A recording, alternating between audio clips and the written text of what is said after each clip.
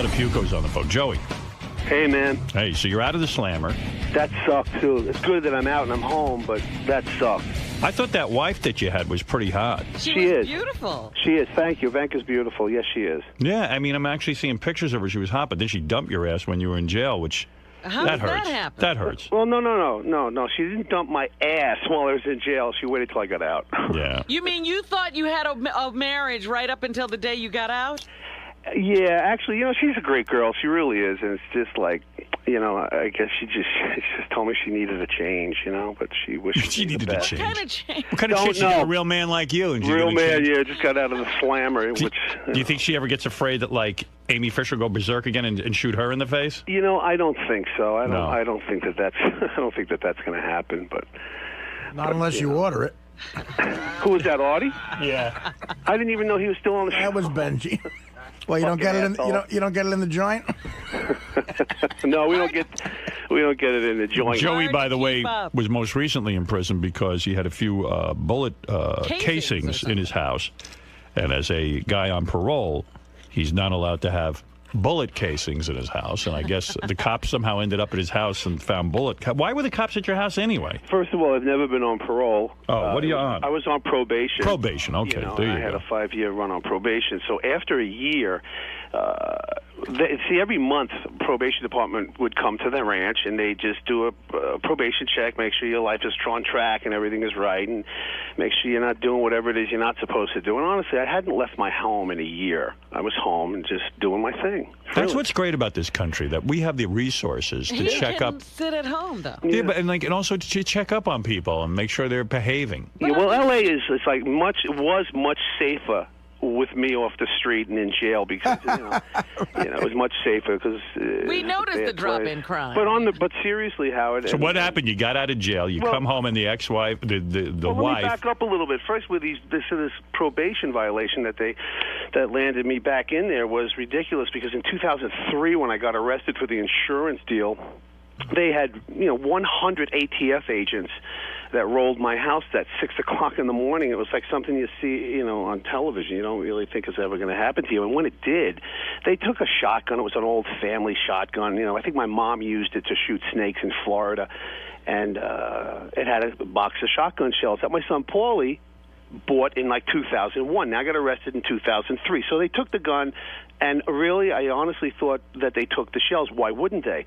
These were the same shells 2 years later, that when they did a probation search of my house, they found them, and basically that's what put me in jail. And we even proved that I had paperwork that showed when I bought them in 2000, when Paulie bought them in 2001, where they were purchased, the shell casings. We tracked the VIN numbers on it, or the ID numbers. You were a victim of circumstance. Well, actually, yeah, and I'm not bitching like, I didn't do it, I'm sorry. You went and did your time. I had to take the year, so I went in and did it. It was hard, man. It was a bitch because, like when you get in trouble with something you really didn't do, and it's like, God damn it, So I didn't do anything that bad. But wasn't he sick, too, when he went in? Weren't you sick? Yeah, I was real sick. I'm still sick, man. I'm down right now 50 pounds. Sick from what? What's the matter? Artie still with the show? Yeah. Actually, I wanted to say that a couple of months ago, I was in L.A. I did the Jimmy Kimmel show, and afterwards I hung out with your son, and he's a great guy. I actually had a blast with his kid. Yeah. Paulie's really a good he's a good son. How did that kid turn out normal? I don't know. He's the anti-Joey. You know what does he look like Joey? A little bit, you could tell. Yeah, I mean, and he's normal.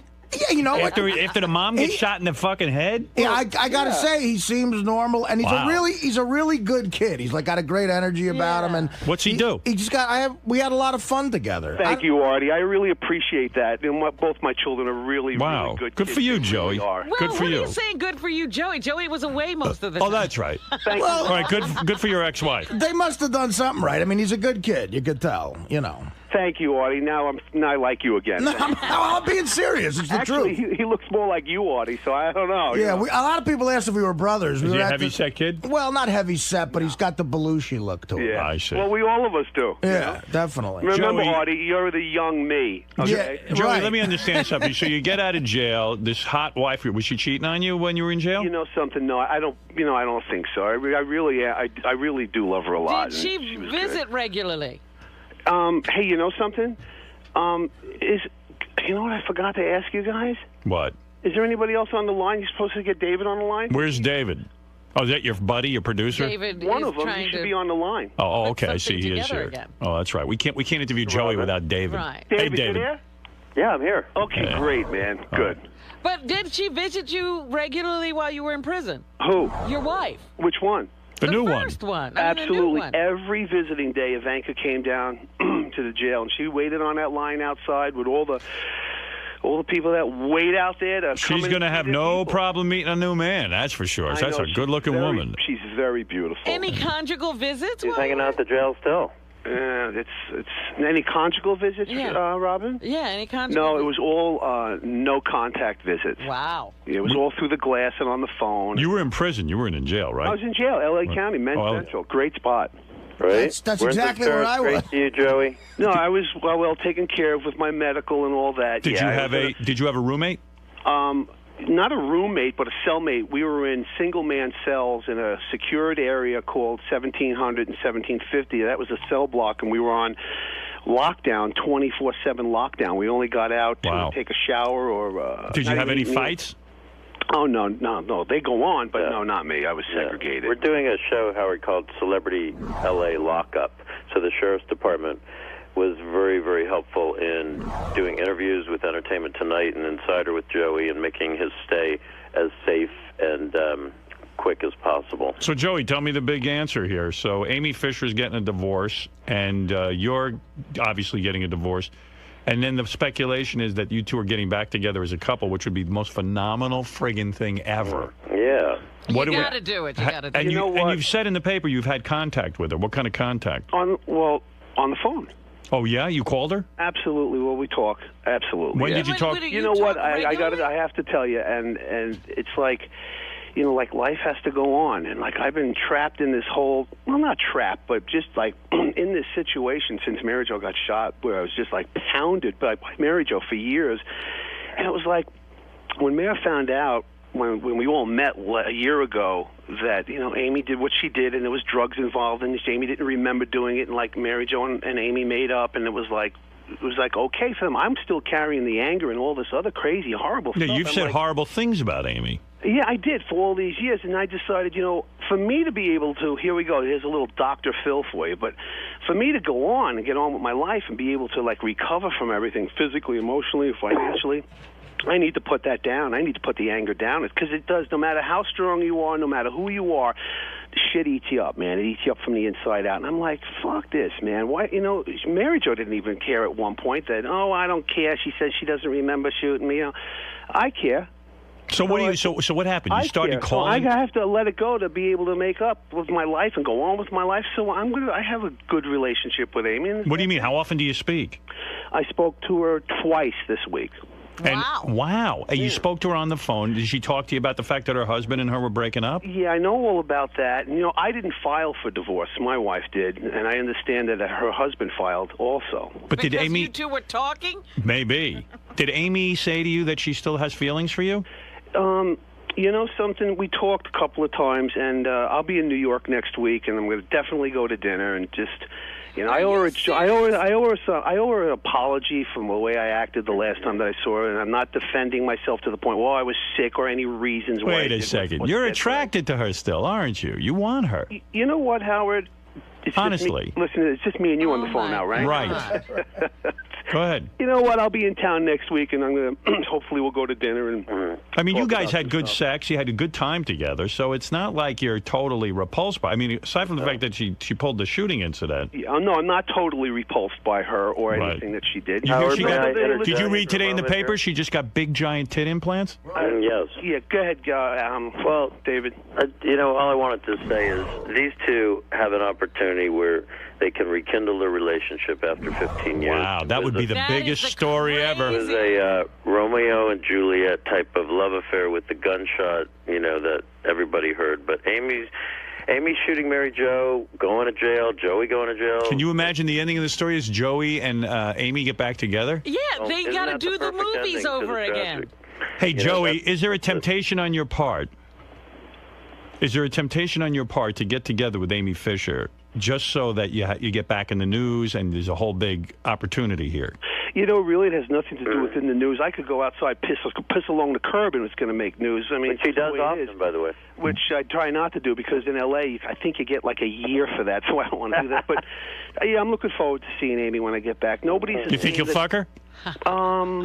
Honestly, you want to, don't you? Nobody's the same. You know, everybody changes as time goes by, and you know, she's not the same person she was, 10 years ago, 5 years ago. Nor is any of us. But they describe in the newspaper that her body is exceptional. She has a Playboy unbelievable. Playmate. In fact, they're saying she might even become a Playboy Playmate. That's right. Are you for David, sure? Yeah, we are. Oh my goodness. Will you be posing with her, David? Yeah, I will actually be posing nude. Because you say we are doing Playboy. Well, you know. Are you managing her as well? Yes. Amy's going to be in Playboy. And I'll be doing it with her. David, has this been orchestrated by you to get more interest in these two? You know, you couldn't orchestrate this story. Either these two timing is right. They're free finally. There's some opportunities. I think things have to be life-changing. Have you told Joey he better close the deal with Amy in order to make this thing happen? I don't have to. I mean, these two have chemistry together. What you're going to see over the next couple of weeks is kind of like a Truman Show, and we're going to chronicle some of it. Oh, it's a TV show. And I think it'll be fun. Wow. It's a TV Wow. show. Listen to Robin. Oh, yentering on everybody. Stop it. Wherever it goes, it goes. It's going to be, it's going to be all right. Please. She's a professional yenta, She gets paid to be a Cute yenta. yenta. Yeah. That's right. Joey Boots wants to say hi to Joey Buttafuoco. Go ahead. Who does? Joey Boots. Joey Boots from Massapequa, Long Island, your hometown, Joey Buttafuoco. Hey, Joey, I want to tell you right now, you're the most disgusting, vile human being. I wish death on you. I hope you fucking die. You know what? To fucking do this, to try to stay famous, which is all, that's your agenda. Your agenda. Gorilla. Your agenda is to stay famous, man. So you're going to take the mother, you're going to go out with the girl. You're going to go out, hey, Who is this no. You're trying to hook up. Howard, You're trying to hook this asshole. Just answer. It's Joey Boots, for Christ's sake. You're trying to hook up with the woman that shot the mother of your children. What about that, Joey? He's worked up, but what about that, Joey? How can you go out? Who was that guy? Joey Boots, for Christ's sake. He's Who from. the fuck is he? The Joey Boots, you don't know? I don't know who He's he in the is. Whack Pack. Oh, it's that guy. Listen. Did he ever get through the 6th grade? Joey has a good point. He's saying, he is. how can you start having sex again with the woman who shot the mother of your children? You know what? I'm going to go have dinner. Yeah, I mean, maybe Joey Boots has sex on the table. Maybe some clams. We were thinking time out of the clams. game. I mean, your son is going to freak out, and so is your daughter that you're having sex with Amy Fisher. Well, you know what, We man? thought some pasta, maybe. I don't know. Yeah, I have no idea, man. No, seriously, Joey. Come on. You got to think this through. This is a major thing. You think? Yeah, of course he is right, it is. Joey. Well, you know something? He is right. I'm heading back to New York in a little bit. My life's going in a different direction, whatever it is. You know, you're going to see these guys on the cover of People magazine. We're going to do Letterman. We're going to do Letterman. Well, how do the children feel about this You know something, buddying honestly, up with... if Mary Jo and Amy can sit down and not even hash it out, but talk out what they needed to talk out, and Mary Jo can forgive her, you know what? What's your tactic? happened to Hello? Joey? He's gone. No. David, you there? Everybody else is making up and going on with their lives. I'm entitled to do the same thing. Joey, what's the plan? You want to go to bed with her? I lost everybody. You there? Oh, our phones went dead. Yeah. Completely dead. You should see what's going on. Hey, Joey, you there? Everybody got disconnected. Hey, anybody Nobody can hear anybody. Wow, the whole... Maybe they'll call back. Let's listen in. Let's hear if anything else happens. We get some inside information. We got disconnected. Hello? I think he hung up. Hey, guys, the phone system just died. Yeah, we know the whole thing just crashed. We're checking on it. That would have been great if he just said something like, Amy, you can keep blowing me. What do you guys think? I'll go around the room. All right, first Fred. Is this just a huge publicity stunt orchestrated by David Creef? Yeah, David Creef is definitely behind the whole thing. And I really feel badly for Mary Jo. I mean, she's taken more shots on this. There's a phone being dialed up. I feel bad for her and for her kids. Joey, I think, is like totally lost. Robin, is this a publicity stunt? What's going on here? Yes. There's nothing going on. They're just doing this to get back in the press and to create another TV show. Artie, what do you say? It has to be. I agree with Robin. I mean, as low as a human being can go. I would hope he at least called Mary Jo and said, listen, this is going to be so embarrassing. The innuendos, the press, the tabloids are going to say we're together again and she shot you. Again, like Joey Boots made such a great point. The mother of his kids was shot by this woman. Absolutely. And I hope he at least said to Mary Jo, look, it's going to mean quick money. Do you mind if we do this? And I give you a cut or something. What do you think the reality is? Do you think that Amy Fisher will start banging Joey again? Her husband was a Joey Buttafuoco lookalike. I don't think so. I really don't. Why wouldn't you think Amy Fisher would do that? The more interesting question is, would Joey, if given the opportunity, fuck her? Yes. But that's my point. Why would Artie not think that Amy would be open to it? Because I just think the whole thing is a contrived stunt. I understand that, but why would you say Amy Fisher's the one who won't be? Yeah, she's crazy. Into it? Well, I don't know. Nuts. Well, she's older now. We're all, as Joey said, we're not the same people. Oh, can you grow out of nuttiness? Can you grow up shooting somebody in the head? I'm hoping you can. Artie thinks Amy might be normal. No, well, listen. She grew into I'd normal. fuck her. I'll fuck her. I look enough like Joey. I'll fuck her too. I'll fuck her right now. That fucker. But While we're waiting. I don't know. I think Mary Jo, having met her a couple of times, I think she's got enough class in her to go. I don't care how much money. It's still gotta hurt. Yeah, What I don't are care. you talking about? Mary Jo is she's a nice person. But what does Mary Jo got to do with this story? I'm saying if Joey did go to her and say, look, I'm sorry about what I'm about to do, but it's going to make me quick money. Do you mind this? Will it be that offensive? Even if I hope he would have said. Joey's not going to sleep with a spreading Amy Fisher? I would hope he wouldn't for the sake of his kids. You're please, crazy. you really would. Well, listen, I'm telling you what I think.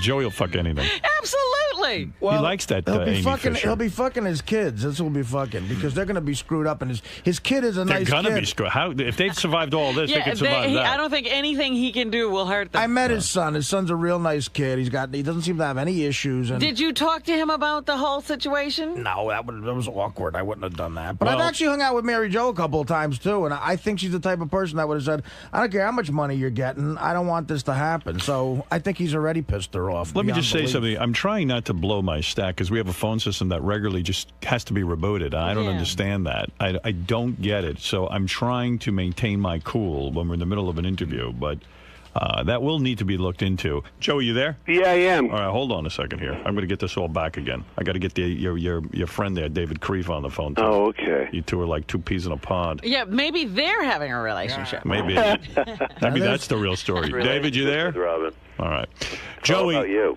Joey, the question was asked while we got disconnected. Are you, let's say the scenario arrives, you're out dinner with Amy Fisher, having dinner, she looks great, she got the big titty implants, you know, she's wearing a short skirt, you like what you're hearing, you like what you're She seeing. smells good. You're having a few drinks. She says, Joey, you know, I always loved you and I still love you and I want to For fuck you. old time's sake. I want to have sex with you. I want to take you back to my house. Would you have sex with Amy Fisher if that kind of scenario evolved? And Lou did not have his guns there. There you go. Yeah. Right. Yeah, totally. You would. Yeah.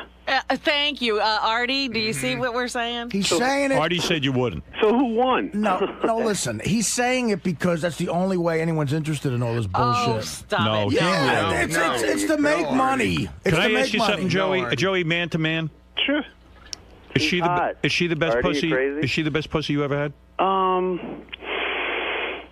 Hot. You know something? It's no, but you know, it's that's a tough question. It really is. You've had a lot of experiences. Yeah, I mean, it's especially lately. But you know something? Right. Especially last night. What happened last night? What happened last night? No. We're not going there this morning. Too early. I'm sorry, Howard. What was your question? The question is she the best pussy you ever had? You know what? Amy's a lot of fun. Well, how so? She's just she was always just a very nice until all the shit broke. But then, Right. we all know why and how that happened. Would she be open to anal with you? You know something? I don't know. You never did that with her? No. I'm talking about in the old days when things were good, when you had your affair with her. No. But were things ever good? I mean, the old days, things were pretty crazy. Well, no, there was a time when he had good sex with her. Yeah, well, for a long time, but, you know... But, Joey, what about the fact that she accused you of being her pimp and that, you know, and that was all heavy stuff? You know something? Yeah, there was a lot of stuff being thrown out there in the early days, you know, after the whole shooting incident, and orchestrated, of course, by the attorneys. But wait a second, doesn't that scare you? Even my attorneys were telling me what to say. I was never involved in anything so like this. Joey should have a pimp based on his... You know, there was so many things said. Honestly, I mean, everything from the pimp to her life with drugs and her whole way of life, and that I gave her the gun and I was responsible. So I'm saying, aren't you afraid? No, because you know why? Honestly, we spoke about this, and then it blew up into a rage or what have you. But you know, she actually, you know, told me she never remembered shooting Mary Jo. Like, she doesn't remember a lot of All things. right, so you don't think she's crazy? I don't think she's crazy. Wow. I really don't, honestly, and that's coming from my heart. I really don't. Do you have nicknames for each other when you were on good terms? Did you have lover names? No. Never. No, but honestly, like today, look, you know, I know. Honestly, to answer your question, I don't believe that she's crazy at all. Wow. Have your kids weighed in on this, Joe? Do you think your kids are going to be pissed if you start a relationship with her? Probably. Yeah. You don't care about that? No, I do care about that, Artie. Well, how are you going to deal with that? Well, he won't see his kids. I'll deal with it when it comes to Artie's so serious. No, this creep you've latched on to, David Creep, whatever his name is trying to promote the fact that you're going to fuck the woman who shot your kid's mother. You're on Jimmy Kimmel and you're not on the Tonight Show. Huh? I'm not on the Tonight Show because Jay Leno's a fucking asshole. Right. He's not a Letterman. No matter what you say, Artie, I love you, man. You're not even funny, Artie. What? You're not even funny. Dude, you're a creep who's trying to latch on to Joey to try to get him, to try to promote, to try to get him. Right of your life. And Howard Stern, without Howard Stern, you're nobody. Nobody gives a shit about you. Guess what, dude? I had a career before I was here, and I'll have a career in show business. Well after you're fucking dead from creepiness. You're not on my list. We got cut off again. David hung up. Yeah, David. I didn't hang up. I'm here. Still What do you hang up for Artie? No, dude, you're just a weaselly parasite creep who wants to try to get this guy to make money off promoting he might fuck this chick who almost murdered the mother of his kids. Good for you. You're a creep. You're a creep. You're the worst. I am not. I'm no creep. Wait a second. How did we get into this? I don't know. I was talking to Joey. I'm trying to get to the bottom. It just makes me sick when this guy's like, I go like, why would you fuck Joey? This guy's like, ugh, she's hot. The guy has no concept of love, caring, romance. His biggest claim to fame is to be with Howard Stern for the rest of his life. What's your claim to fame, douchebag? Why don't you fucking check What's wrong with being with Howard Stern? Yeah, what's wrong with being with Howard Stern? Is that a problem? But, you know, if you were funny, it would be better. Well, Howard, why am I on the show? Because you're funny. Right, yeah, okay. Sir, what's your claim to fame? Day, bro. All right, let's find out, though. One question I have. Yeah, I mean, aside from your feelings about David Creef. Right. I met Joey's kids, and I feel bad for them. Yeah, that's his problem. He met a kid, and that's the end of it. Oh, he met a kid. He met Joey's kid. Yeah, I met a kid. Hey, can I tell you something? A kid who you don't give a fuck about, you don't right? know crap about this story. What? You really don't. And you're just talking out of your mouth. It means nothing. You don't know any facts. What don't I know about it, Dave? What don't I know about it? You don't know about the probation violation. You don't know why he went to jail. You don't understand why he's out of jail. You don't understand what does that have to do with anything? What does that have to do with anything I'm saying? You talk like as if you know this stuff. You've done no research. You don't know anything. What don't I know about the Buttafuoco saga that you know? Howard Stern. That's what you know. What? Just be funny, man. That's what you get paid for. I'm not. No, I get paid to talk on the radio. And right now, there's a lot of people laughing at the fact that I'm pointing out that you're a fucking creep. Well, I think everyone already listens to you every day and knows that about you. I only show up once in a while. Because you're a parasite leech. Well, you guys obviously... you have some previous history maybe that we don't know I about. never met David Creep. I mean, David... Let me tell you, I'm in the comedy business. I'm working on huge film. Tyler knows about it. Nobody knows who the fuck you are. Bro. Yeah. Oh, David actually does have a... You evidently do. He does do some film work. What are you doing? What are you working on? What are you working on, David? Right now I'm doing a wonderful project with Susan Lucci. It's a Sopranos... Sounds funny. Where she's the lead. She is the Sopranos lead. It's called...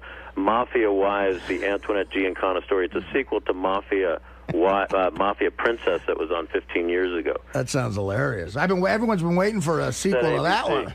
Well, once again, David, tell him That's as anticipated as Jaws 2 was. David, tell him about your previous work. Yeah. David. Hello. Hello? Are we gone again? Where's David? Joey, you there? Again with the phones. Motherfuckers. Hello? Cocksucker. Howard, they're still there. Will says Joey's still there. You didn't put him on hold, did you? No, I didn't touch a thing. You didn't touch anything? Joey, you there? We had can't to call talk to Joey them. back because his phone got disconnected. Well, then where's David? Where's David? David, you there? What the hell is going on today? He and Artie were bonding. You guys were really going at it. Getting along well.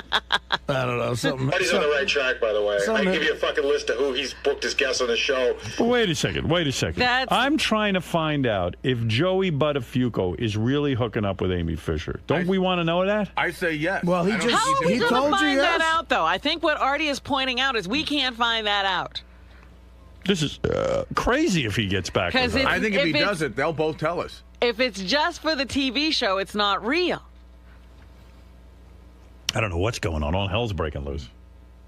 I mean, are they going to film them? I like hearing Artie yell at people. Yeah, Joey will but be on in 2 seconds, Howard. are they going to film them having sex, though? What are we going? Where are we going here? I don't know anything about love. David will film that. Joey, what's going on today? Oh, I'm back on. Okay, cool, man. This phone keeps getting fucked up on you guys. What's up with I that? think at this time it was you. No, it was all your. I'm going to hang up. Right? Come on.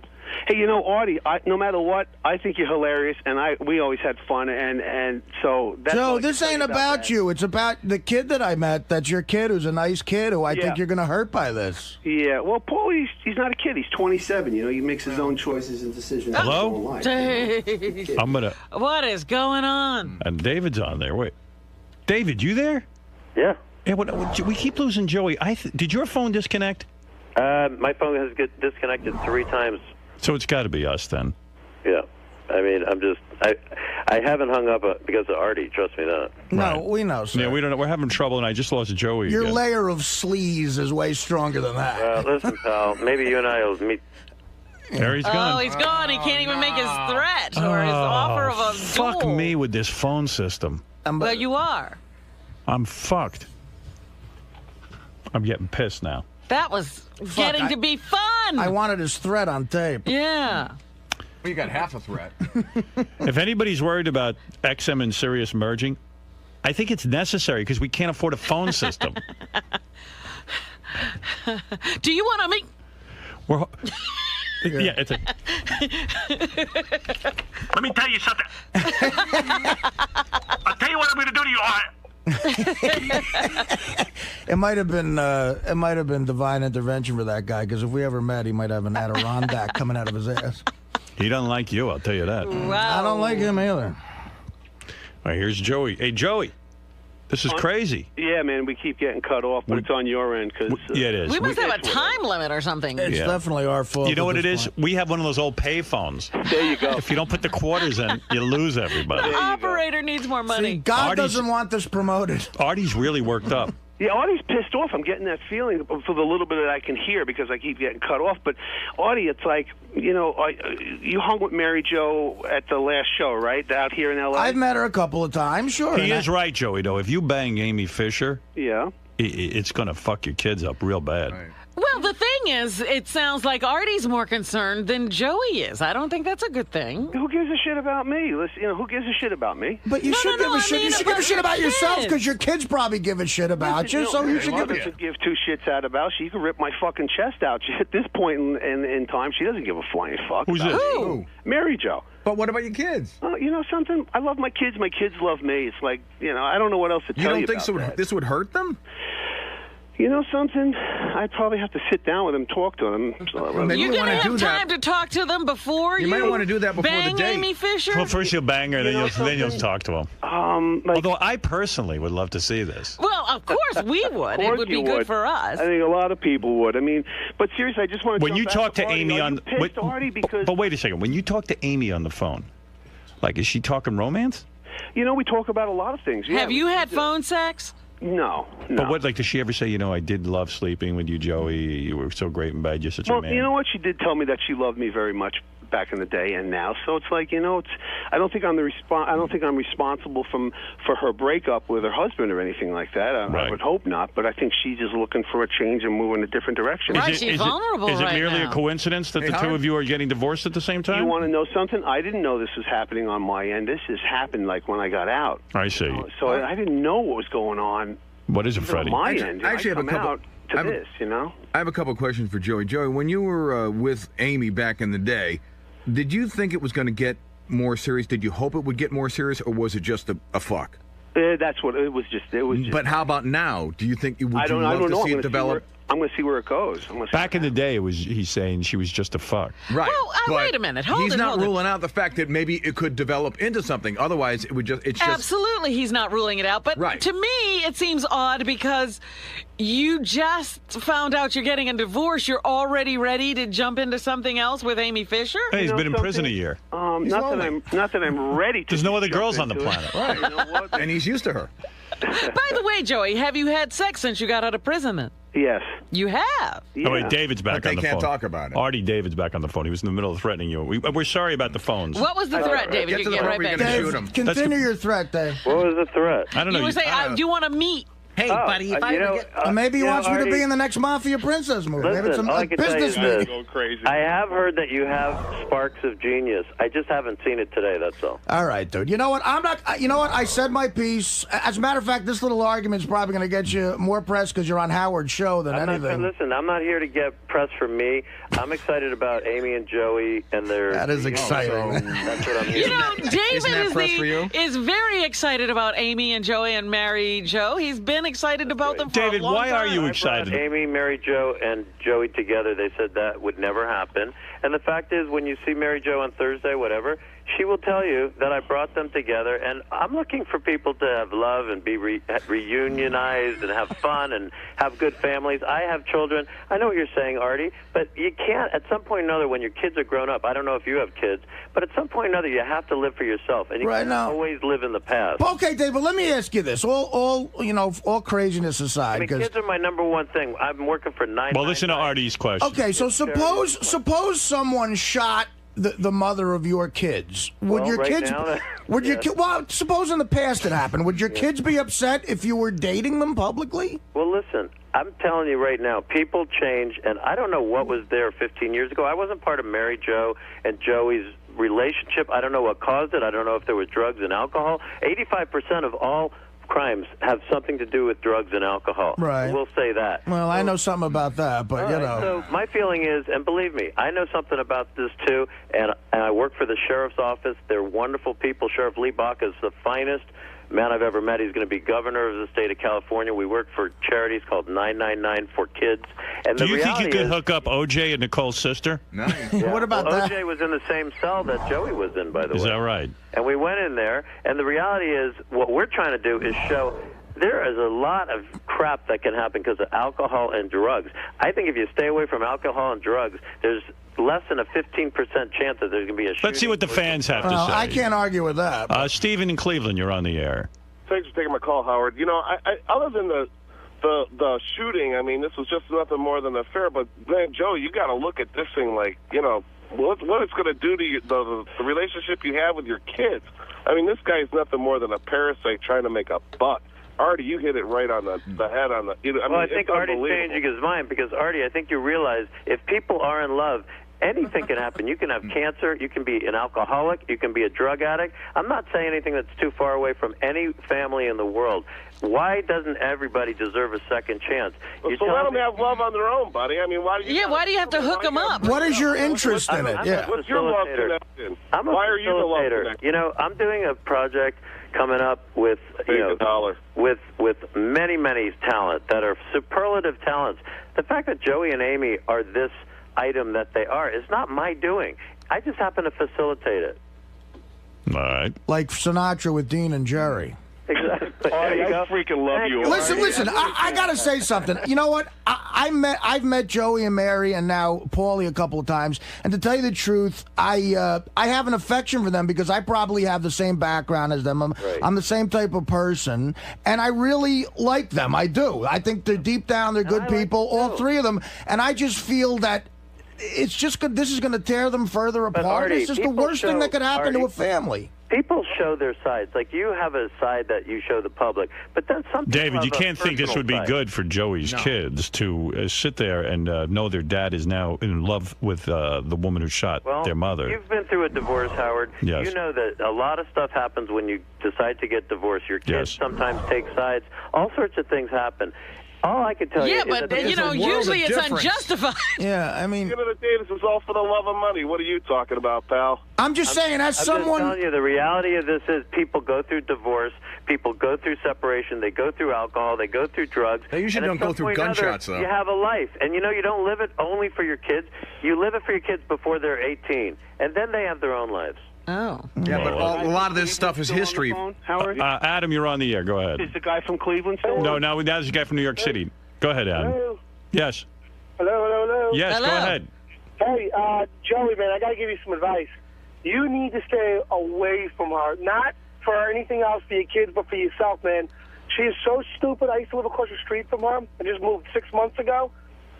She is so stupid, she'll get you arrested for doing something stupid. She is not stupid. You're wrong. She's a very... you sound like an idiot, but she's a smart girl.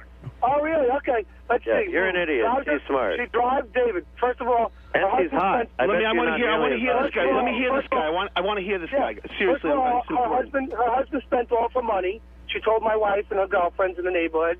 Nothing left. Gone. We don't know that. Okay. This is hearsay evidence. Joey, don't worry about the money. It's not there. You have to start it all over again.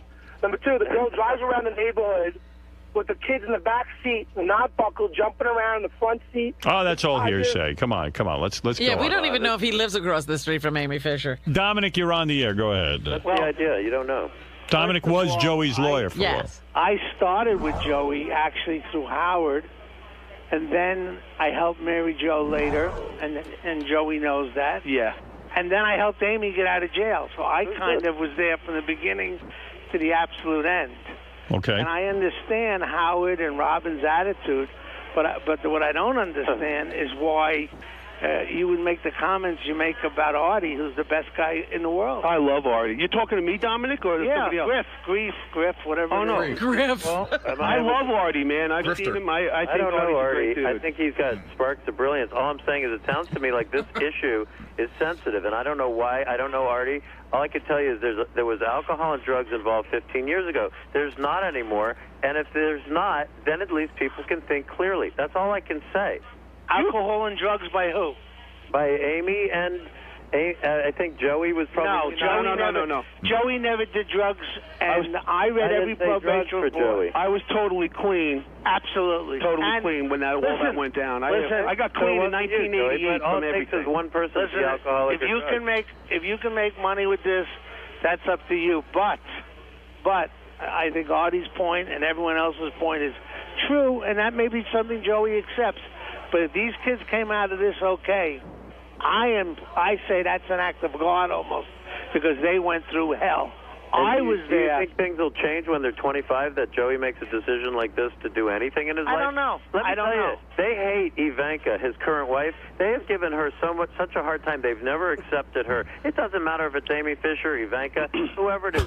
Their family is never going to accept anyone as the mother but Mary Jo. Hey, Dominic? This is almost like a movie that you wouldn't believe the script. Hey, man, I got to tell you, and anybody who's listening to this, Dominic and I have always said this, you are very rare. You are, and I've been through attorneys and met with them, and I got to tell you something. You have never lied to me, Dominic. You have never misled me. You will help me make decisions to go on and make the right decisions. And I got to tell you, man, you never lied to me. You never told me this. Honest to God, you were great for me, and you helped me recover for this. This is now part of my recovery. Okay. Still 15 years later. I don't know how this is going to come out. I don't know. If Amy calls me, I'll give her a free divorce.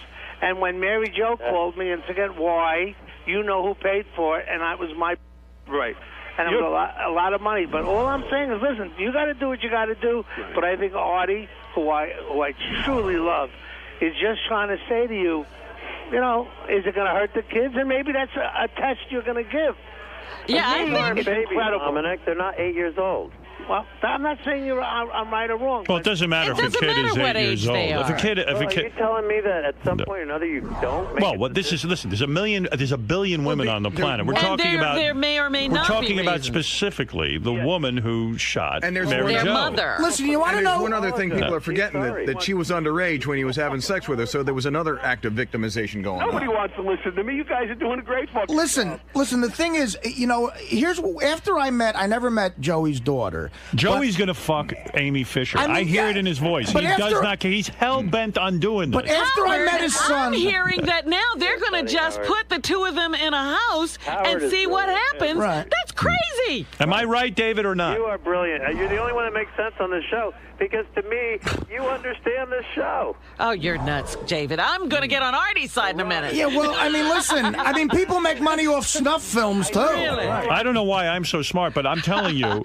But I can't see. I mean, it's one thing to have them have a meeting. It's another thing to have them dancing around town. Hold it. Going to Vegas. Joey, it's a done deal, isn't it? Pretty much.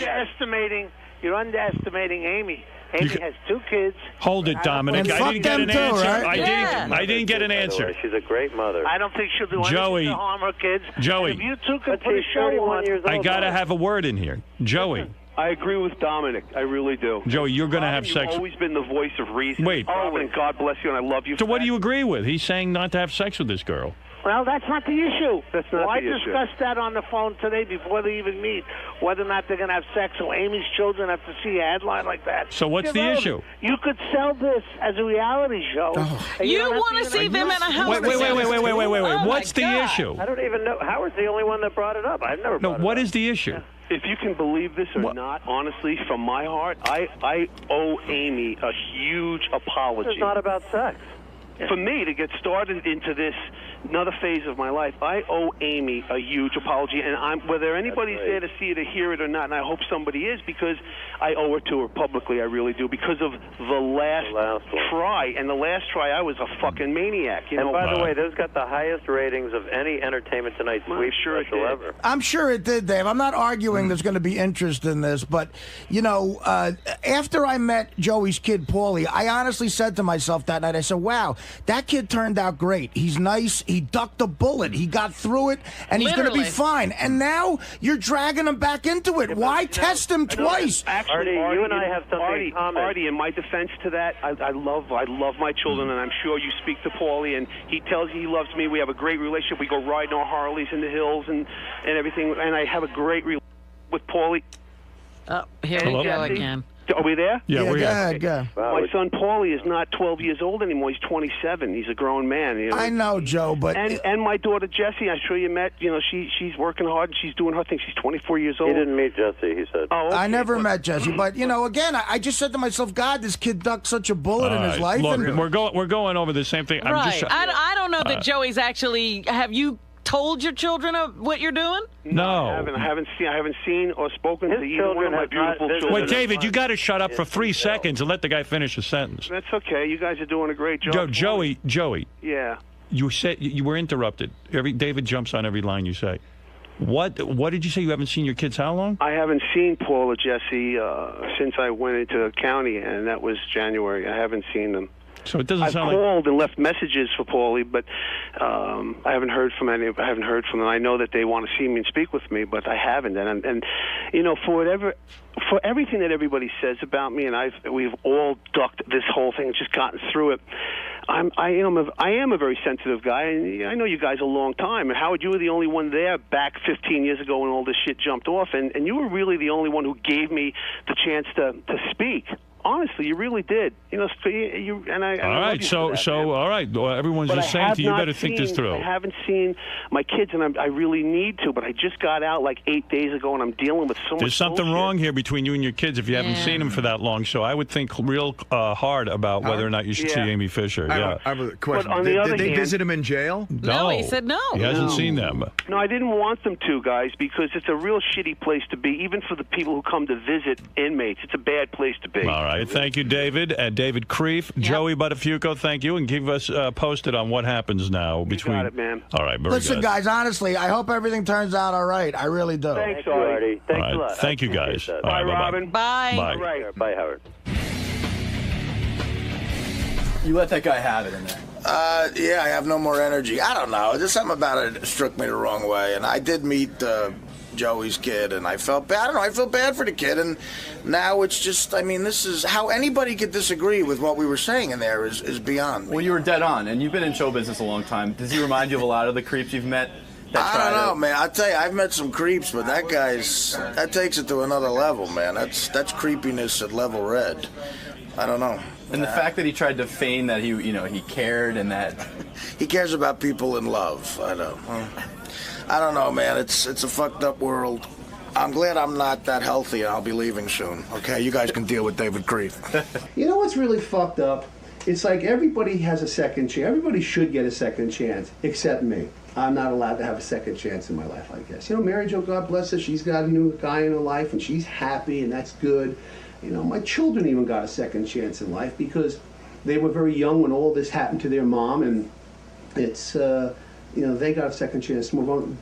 And like Ivanka always told me, that's why I fell in love with Ivanka. I said, because she always told me, when is it my turn? Don't you get another chance? It's like, I think I just got my second chance with Ivanka, and I really believe that. I really believe that now she's gone, so...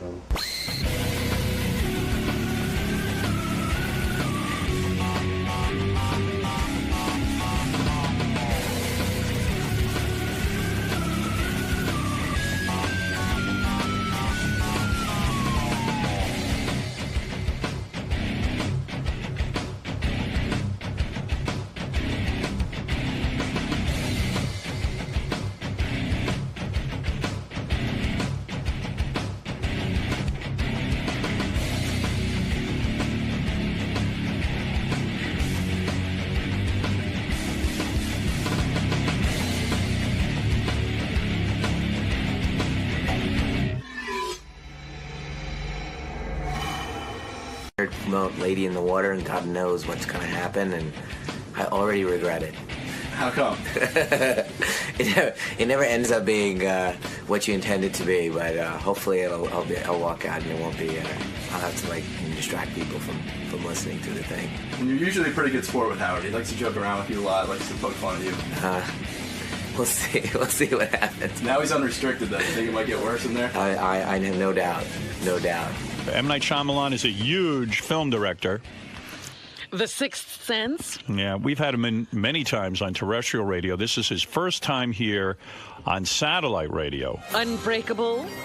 Yeah, I'll go through the whole resume. Hey, M. Hey, Night. Or M. Night. Do we call him M? I just said hi, M. I don't know what to say. Hey. It's Night.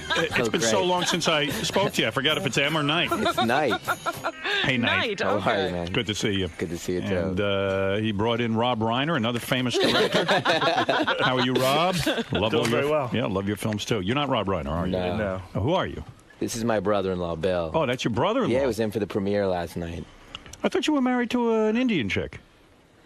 Yeah, my sister. He's married. Oh, he married your my sister. He married an Indian, too. Yeah. Oh, you married an Indian, Yeah, I too? did. Well, that's hot. Nothing wrong with that. Yeah. Yeah, your brother-in-law's a big famous guy now, huh? He is. But you never expected that. Your family didn't Actually, arrange did. that marriage, did That's they? right. No. No, Hey, they Night. didn't arrange that one. Congratulations, you have yet another new movie out. Thanks. I was reading about this. This is a crazy story. You still living in Philadelphia? I am. Don't you think you're getting pigeoned? Like, you probably should be living in Los Angeles at this point, but now it's almost like a thing that you live in You Philadelphia. won't live there, huh? Yeah, is that going on, sort of? No, I'm really pretty comfortable over there.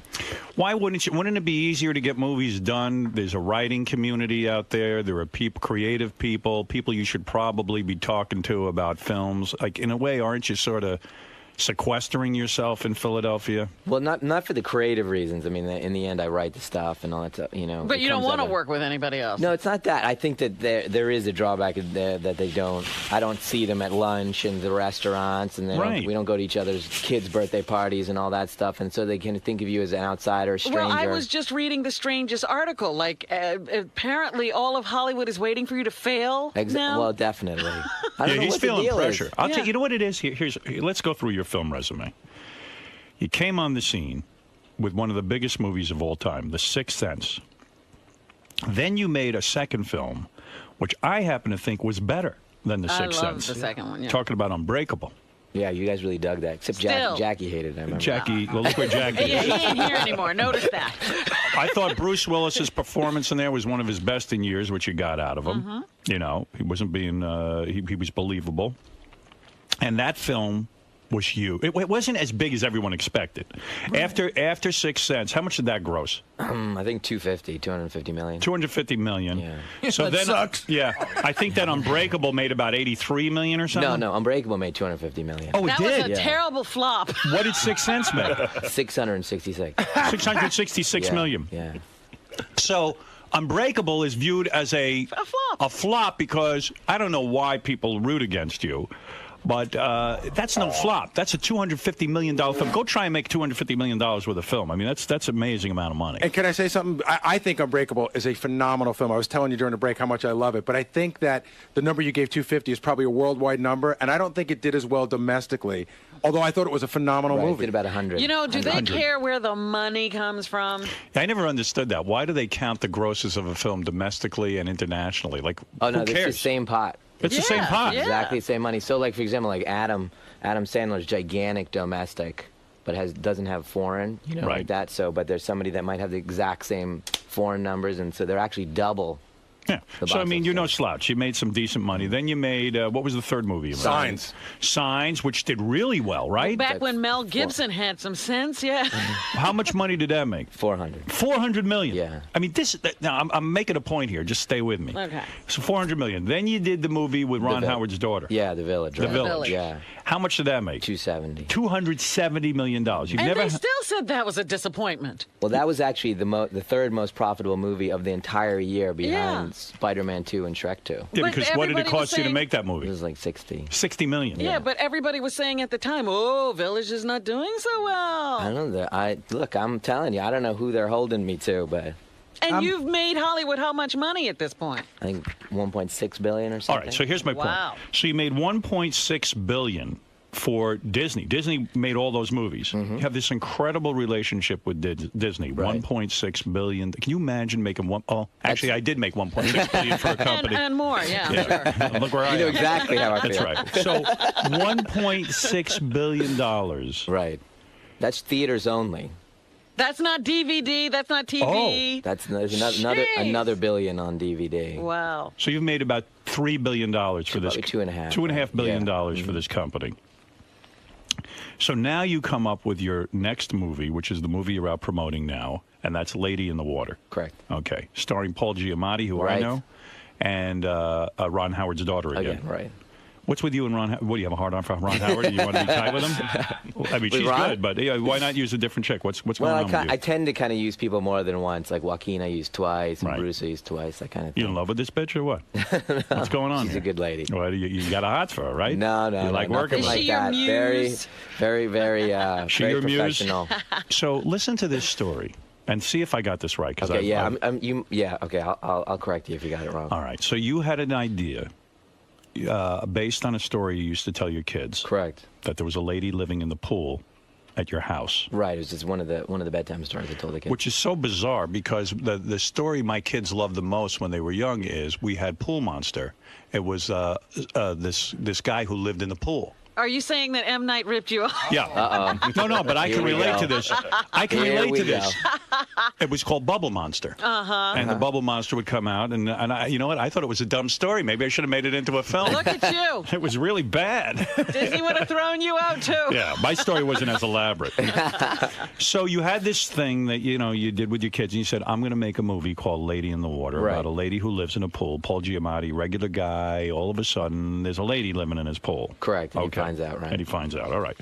So you write the script, and then you bring it to Disney, right? Right. Your partner for so long in all your films. Okay. Do you have a deal with them where you have to show them a film first? I mean, not actually. Generally, no. On that particular one, I did, but I have always showed them, you know, give them, you know, just kind of a moral thing, just kind of come in. You didn't have like a certain on number that particular of one. deal? On that one, I particularly did, but on none of the others, and I did it anyway. All right, you were contractually obligated to show them. Show it to them. Okay.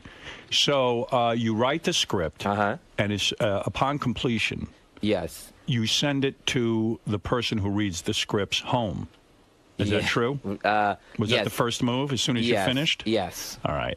So is a man or a woman that you send the script to? Well, there's a few people. A couple of people you send it. Now, do you send them as you go along, or is it a completed script? No, well, that was part of the thing. Was I hadn't quite finished it, but I thought that everything would be cool since since you're M. Night Shyamalan. You're M. Night Shyamalan. Yeah, I thought it'd be cool. So, you know, but I was I could tell there was something really exciting happening in the script. I hadn't quite gotten it yet. Right. And so it was a little raw, but I thought it was going to be fine. Why would you send them a raw script? I mean, why not send them the finished script? Well, I did, you know, because there's kind of, you know, simultaneous things happening where you get the cast and you start getting the crew together. You pick a slot when you're going to shoot it. So it's not necessarily like, you know, say it took me an extra 3 more months to finish it, which it did. That time we could be spending setting it up, and, you know, rather than doing it linearly, we could be a little bit more efficient with it. So it was just that kind of, hey, we're all going to make this, so let's just... For future film writers out there, is it a mistake to send a raw script to anybody? Absolutely. Now you've learned that. Absolutely. Okay. Well, yeah, I mean, the thing was, I think that I didn't realize at the time, you know, that, you know, you have to just always just finish it. People don't have the vision to just, you know, to see the frame of the house and say it's going to be great. A lot of people can't. Even the people that do it for a living. That's right. Sometimes people don't have vision. Okay. You just finish it. So you send it. Now you started to become upset because when you sent the script over, one of the women who's supposed to read it wouldn't even read it. Okay, well, now you're starting to reference a book that was written about me, a reporter's version of what happened to me over the last year and a half. You're saying that book is not true? Not that it's not true. It's his take on the events that happened. But wasn't it true that what you felt was they came to you, you had a meeting with Disney. That's correct. And Disney said to you, we don't like the film. They didn't. What they said was... it's real strange, and it is. And they didn't really understand where I was going with it. That sounds interesting to me. Isn't The Sixth Sense real strange? Isn't The Village real strange? Yeah, they're all, when you start to get that's the thing that I started bringing up, which was that this has always been the issue, which is, you know, I'm not typically conventional, and the things that aren't conventional have always been an issue. So Unbreakable at the time was a big conflict.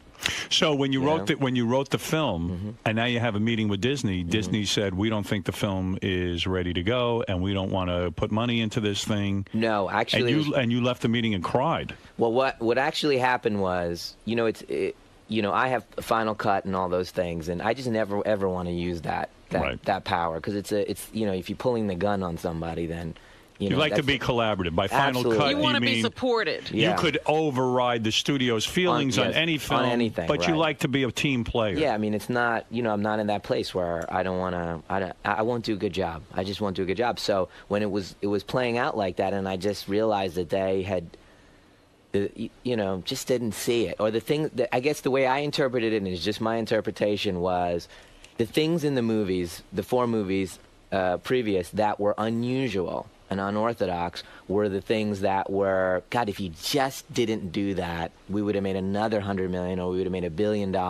If you just had Bruce and Sam fight it out in Unbreakable, you would have just had this. If you blew up the village and the kids got free in the village, you would have made another 100. These are conversations I've had over and over and over. Yes, I'm aware of that. Yeah, I'm aware of it, but that's not how I felt. I wanted Unbreakable to be this somber thing. I wanted it to be a nightmare at the end. I wanted the village, you know, the village. Yeah, I wanted to root for the adults. I I didn't choose the kids. I chose the adults. I sided with them. These are all, I totally understand, compromising. These are your decisions because you're an artist. Yes, you want the film to do well commercially. And right, I wouldn't be irresponsible, and I haven't been. You have proven yourself over the course of these films. You've made $2.5 billion for the Disney studios, and here they were yet challenging you again, and it hurt. It definitely hurt because I felt like this movie, Lady, was going to be kind of like this for you, kind of the beginning of a new thing where I was not going to play by the rules. And I literally was saying to them, you know what? I have the opportunity with the audience and everything to just play like an independent filmmaker on a mass scale. You know, my movies get released. This movie's getting released on 9,000 screens around the world. On a mass scale, I can make independent movies. And these aren't typical Hollywood films, is what you're saying. Yeah. A lot of these should have been maybe independent films, but because of your success, now everyone's meddling. I mean, you even wrote the Stuart Little screenplay. You would think that that would mean something to these guys who have written nothing their entire lives. You know what it's like? Wait, what? What is it like? It's like the show Columbo. And how do you figure? Let me tell you what. All right, go ahead. The cops always disagree with Columbo in every episode. Every episode. In every episode, Columbo's always right at the end. And you'd think after 3 seasons of Columbo, the other cops would say, you know, you're fucking brilliant. Right. You think in the 4th year they'd go, Columbo says this, so it's right. Right. You want to watch the TV. Yeah, but no, they have to disagree with Columbo in every fucking show. What have you read about this, Artie? You seem to be very aware of M. Night Shyamalan's career. Well, I want to make sure that you know, he's on the right page with this, too, because he mentioned that this is a reporter's idea. But I read the article, I believe, in Entertainment Weekly that just came out. Now, do you agree with that or not? Well, that's excerpts from the book. That Oh, okay. Yeah, that book, though, they're claiming was so authorized. I know. You know why they're claiming that? Did you cry when Disney... Because the reporter actually dug me. Oh. Right. After spending a year and a half, he actually dug me and sided with me on this subject, and so he must be a sycophant. He must have just must written have whatever you As the said. New York Times review didn't say, oh, Knight has a sycophant. Oh, great. So it's only legitimate if they hate you. You can tell the guy liked you. Did you cry? Did you cry? You know what? I did. See, I knew what was going to happen. I knew when I was sitting in... what? Somebody Cold-hearted bastard. Yeah, give me the music. Give me Robin's music. Why did you cry? When Disney sat with you and your agent in a meeting, and they did not have confidence in Lady in the Water. Who was at the table when you started to cry? Well, there's times in your life. Come on, seriously. No, you didn't cry in the room, did you? No, not then. What happened was smart man.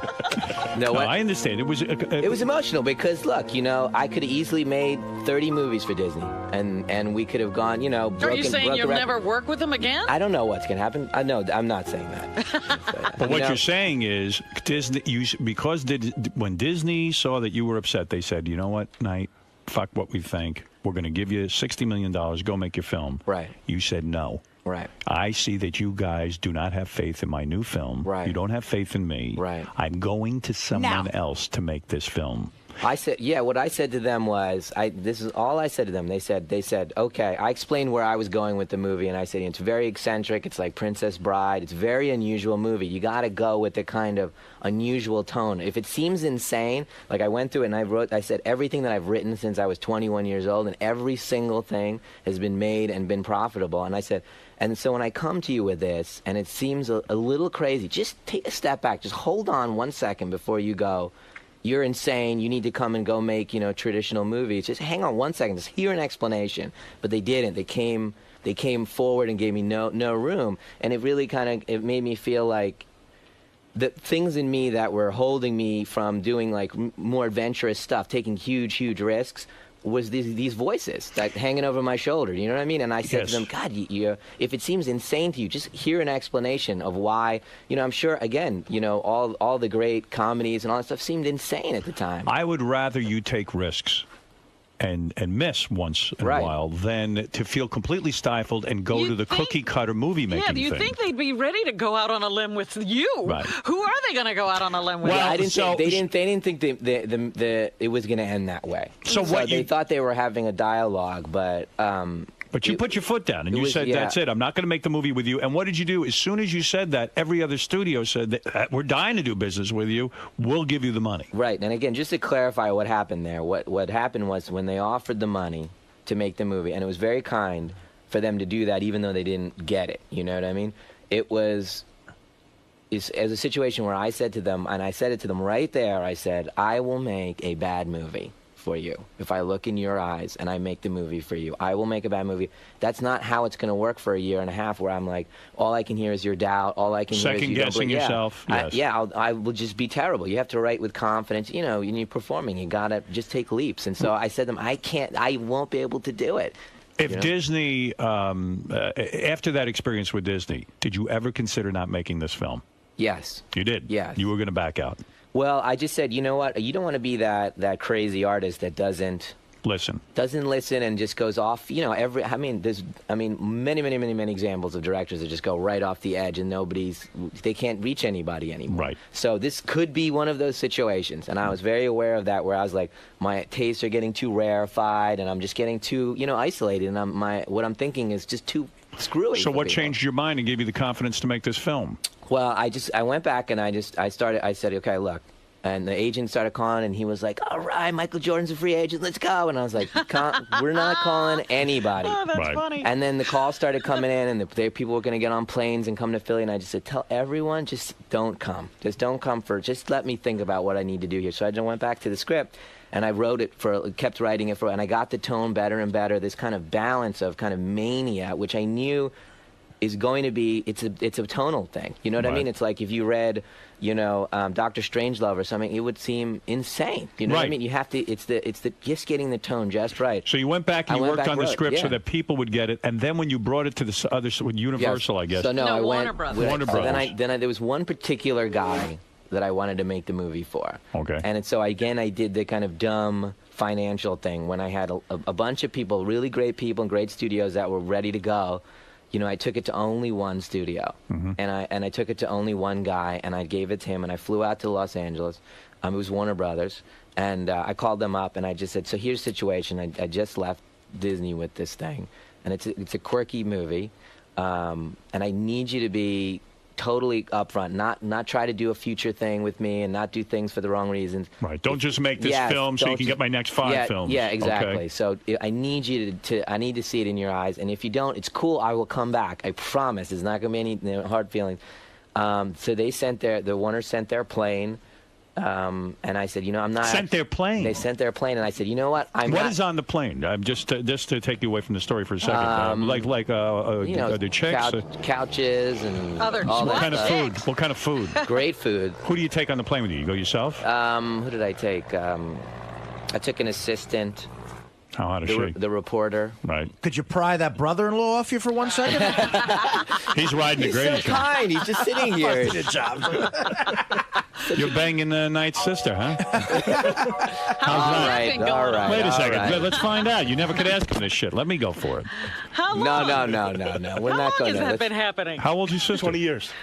20 years you've been banging Knights? Oh, my God. So have you figured out how to get money out of Knight? What do you do for a living? I'm a CEO of a software company. CEO of a software, so you got your own money. Yeah. Have you ever asked Knight for some money? Has he ever given you any money? We're free with stuff. Whoa. What does that mean? Knight's worth what? What are you worth? About $100 million? I'm okay. It's all good. He's probably worth $100 million. Does he ever does he ever go to the sister and say, look, I'll give you $1 million. Get rid of that guy. Have you ever received any kind of cash from him? We have our own cash. You have your own cash, so there's nothing like that.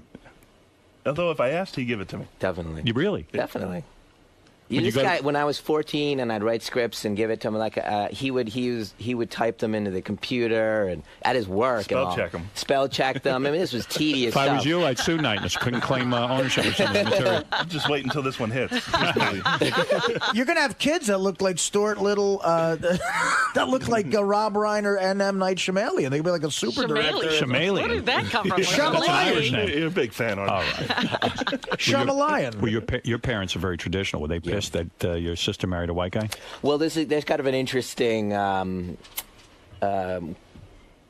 thing that happens in the Indian culture, which is, don't marry a white person, don't marry a white, and then you marry it, then they worship them because they actually have like white worship kind of thing going on. Oh, is that what happens? Yeah. That's what they don't come in the house. And then they come in the house, sit right here. Really? Yeah, they're treated like kings. Because in the end, they're fair. So that's it's sort of like good. me and Beth. Her mother hung up the phone when she heard she was went to church and started praying to Jesus. Now she comes over and seems to adore me. She's all right with it. She's very nice to me. I don't know. She got over it after a year. So wait a second. You get on this plane. Yeah. You got to have great food on a private jet. No, it was amazing, and the people. Do were you so order whatever you want? Do they call you and say, we're sending the plane, what do you want on it? They do. Yeah. They do, but I kind of said whatever. Really? Look yeah. at you. But I actually told them, and I I'd said, be like, what the fuck? Are you kidding me? Give me some goddamn shrimp. No, you know what? M. Night is like, I don't know. They won't be able to handle the Indian food. I would have ordered every Indian delicacy if I was you. I mean it. I want curried everything. Curry everything. We actually did that once on a private. I got Indian food. It's not a great idea. It's not good on a plane. It's not good on a private thing. The pilot actually got it like on his back. He went back, because. I want this jet to stink. When you go to Warner Brothers, right? So do they roll out the red carpet? Now they smell. They might have an M. Night Shyamalan. They rolled out everything. They rolled out everything. What does it mean to roll out everything? I mean, they had a plane park.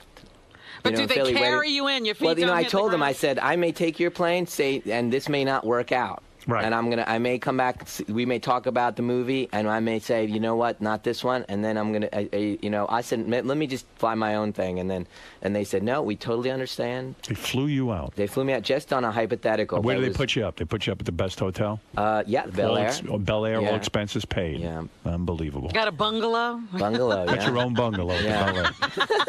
Pool, whole thing. Yeah, well, I don't really go in. No hookers, though. No. It's my brother-in-law here. I don't know. Do you ask for illegal things or weed, anything? Acid? No. Nothing. Nothing. Man, just send over all the weed you can. I want the plane packed with weed. Give me a big bag of weed. I want curry and crystal meth. Now. So you you meet with them, and they say, we love this film. Yeah, well, what happened was we talked, me and the chairman of the studio, we talked. Who's the chairman of Warner? Alan Horn. Alan Horn. Yeah. All right, go ahead. Jew? I don't know. Sounds like a shortened name. Horn. Did he have horns? Did he have actual horns? No. He's actually like the most genuine guy, and that's why I went. So he's not all Jewy. Short for Alan Hornenberg He Steenwitz. seems to have feelings. For a head of a studio, you're not that Jewy. I appreciate that. I might want to do business with you. You're almost like a regular white guy. But what I got from him, when I sat down with him, what I got from him was a genuine conversation where he was saying, this is the stuff that's gonna be tricky, and I'm like, I totally get it. And he said, and then story stuff that he didn't quite get, he would say this, and I say, yeah, no, I totally get that, and those are good points. And then I said, well, what do you think? And he just looked up and he loved it. Let's do this. So let's do it. And again, it wasn't the same screenplay. Right. So that was a little this unfair. wasn't what Disney saw. No, it was a better version. And he gave you a $75 million budget. Right. Which is a better budget. Yeah, better budget. Eventually, Disney, I'm sure we would have gotten the right budget. Eventually. Now, wouldn't it be great if this film was a huge hit, not only for you personally, but to say fuck you to Disney and to say, you know what? I was right, you were wrong. No, you know what, scumbags? Well, you know what? That's what the entire media has made it out to be. You know what I mean? But what if it isn't a hit? Will you think they'll laugh at you? Well, you know what? The thing is, will you be able to handle it? Like how you came here. No. All right, well, go ahead. Here's the thing. You know how you come. Lady in the Water ain't a hit. Go ahead. You're saying. But isn't there a cynical part of you, though, that still says, look, this guy's bullshitting me, he hates the movie, he just wants to do business with me? Do you have that part of you that thinks that, or you really believe the guy loved it and gets your whole creative vision and stuff? No, I have a fairly good meter for that. Right. Be able to tell when... executive bullshit? Yeah, when why they're doing something. Right. Yeah, when they're stroking and stuff. You got to be careful about that. Bottom line, you made your movie. And you got your budget, and you went to work for guys who believed in you. It sounds good. I mean, but there is a lot of pressure. There's been a lot of promotion. It seems like you're getting a lot of support. Oh, it's been fantastic over there. You know what? Why do you think everyone is rooting against you? Do you think it's maybe an ethnic thing because you're Indian? I don't know. Or you live in Philly? What is it? I think a little bit of it is. Which one, Philly or Indian? The suspicion, I think. You know, suspicion. You know, it's not an unusual. It's not an no. It's not. I think it's not an unusual pattern because when I was Spielberg had it. He had Jaws, and then for the next 10 years was bash. I think it's like whenever you see somebody successful independently, you want to see them brought down. Yeah. Sometimes. Why is that? What is that about human nature? I don't know. I have the feeling, and I didn't always have this feeling. I was more on the side of let's watch the guy fail. But now I can appreciate when somebody's a good filmmaker or writes good books. I'm so appreciative. They've made my life happy. You know, well, that's the purpose. So why wouldn't I want this movie to be good? Because if it's good, that means you get to make more movies, and you'll make even more wonderful stories. You know what it is, Howard? There's an author named Al Parinello who actually owned one of the stations we used to work with.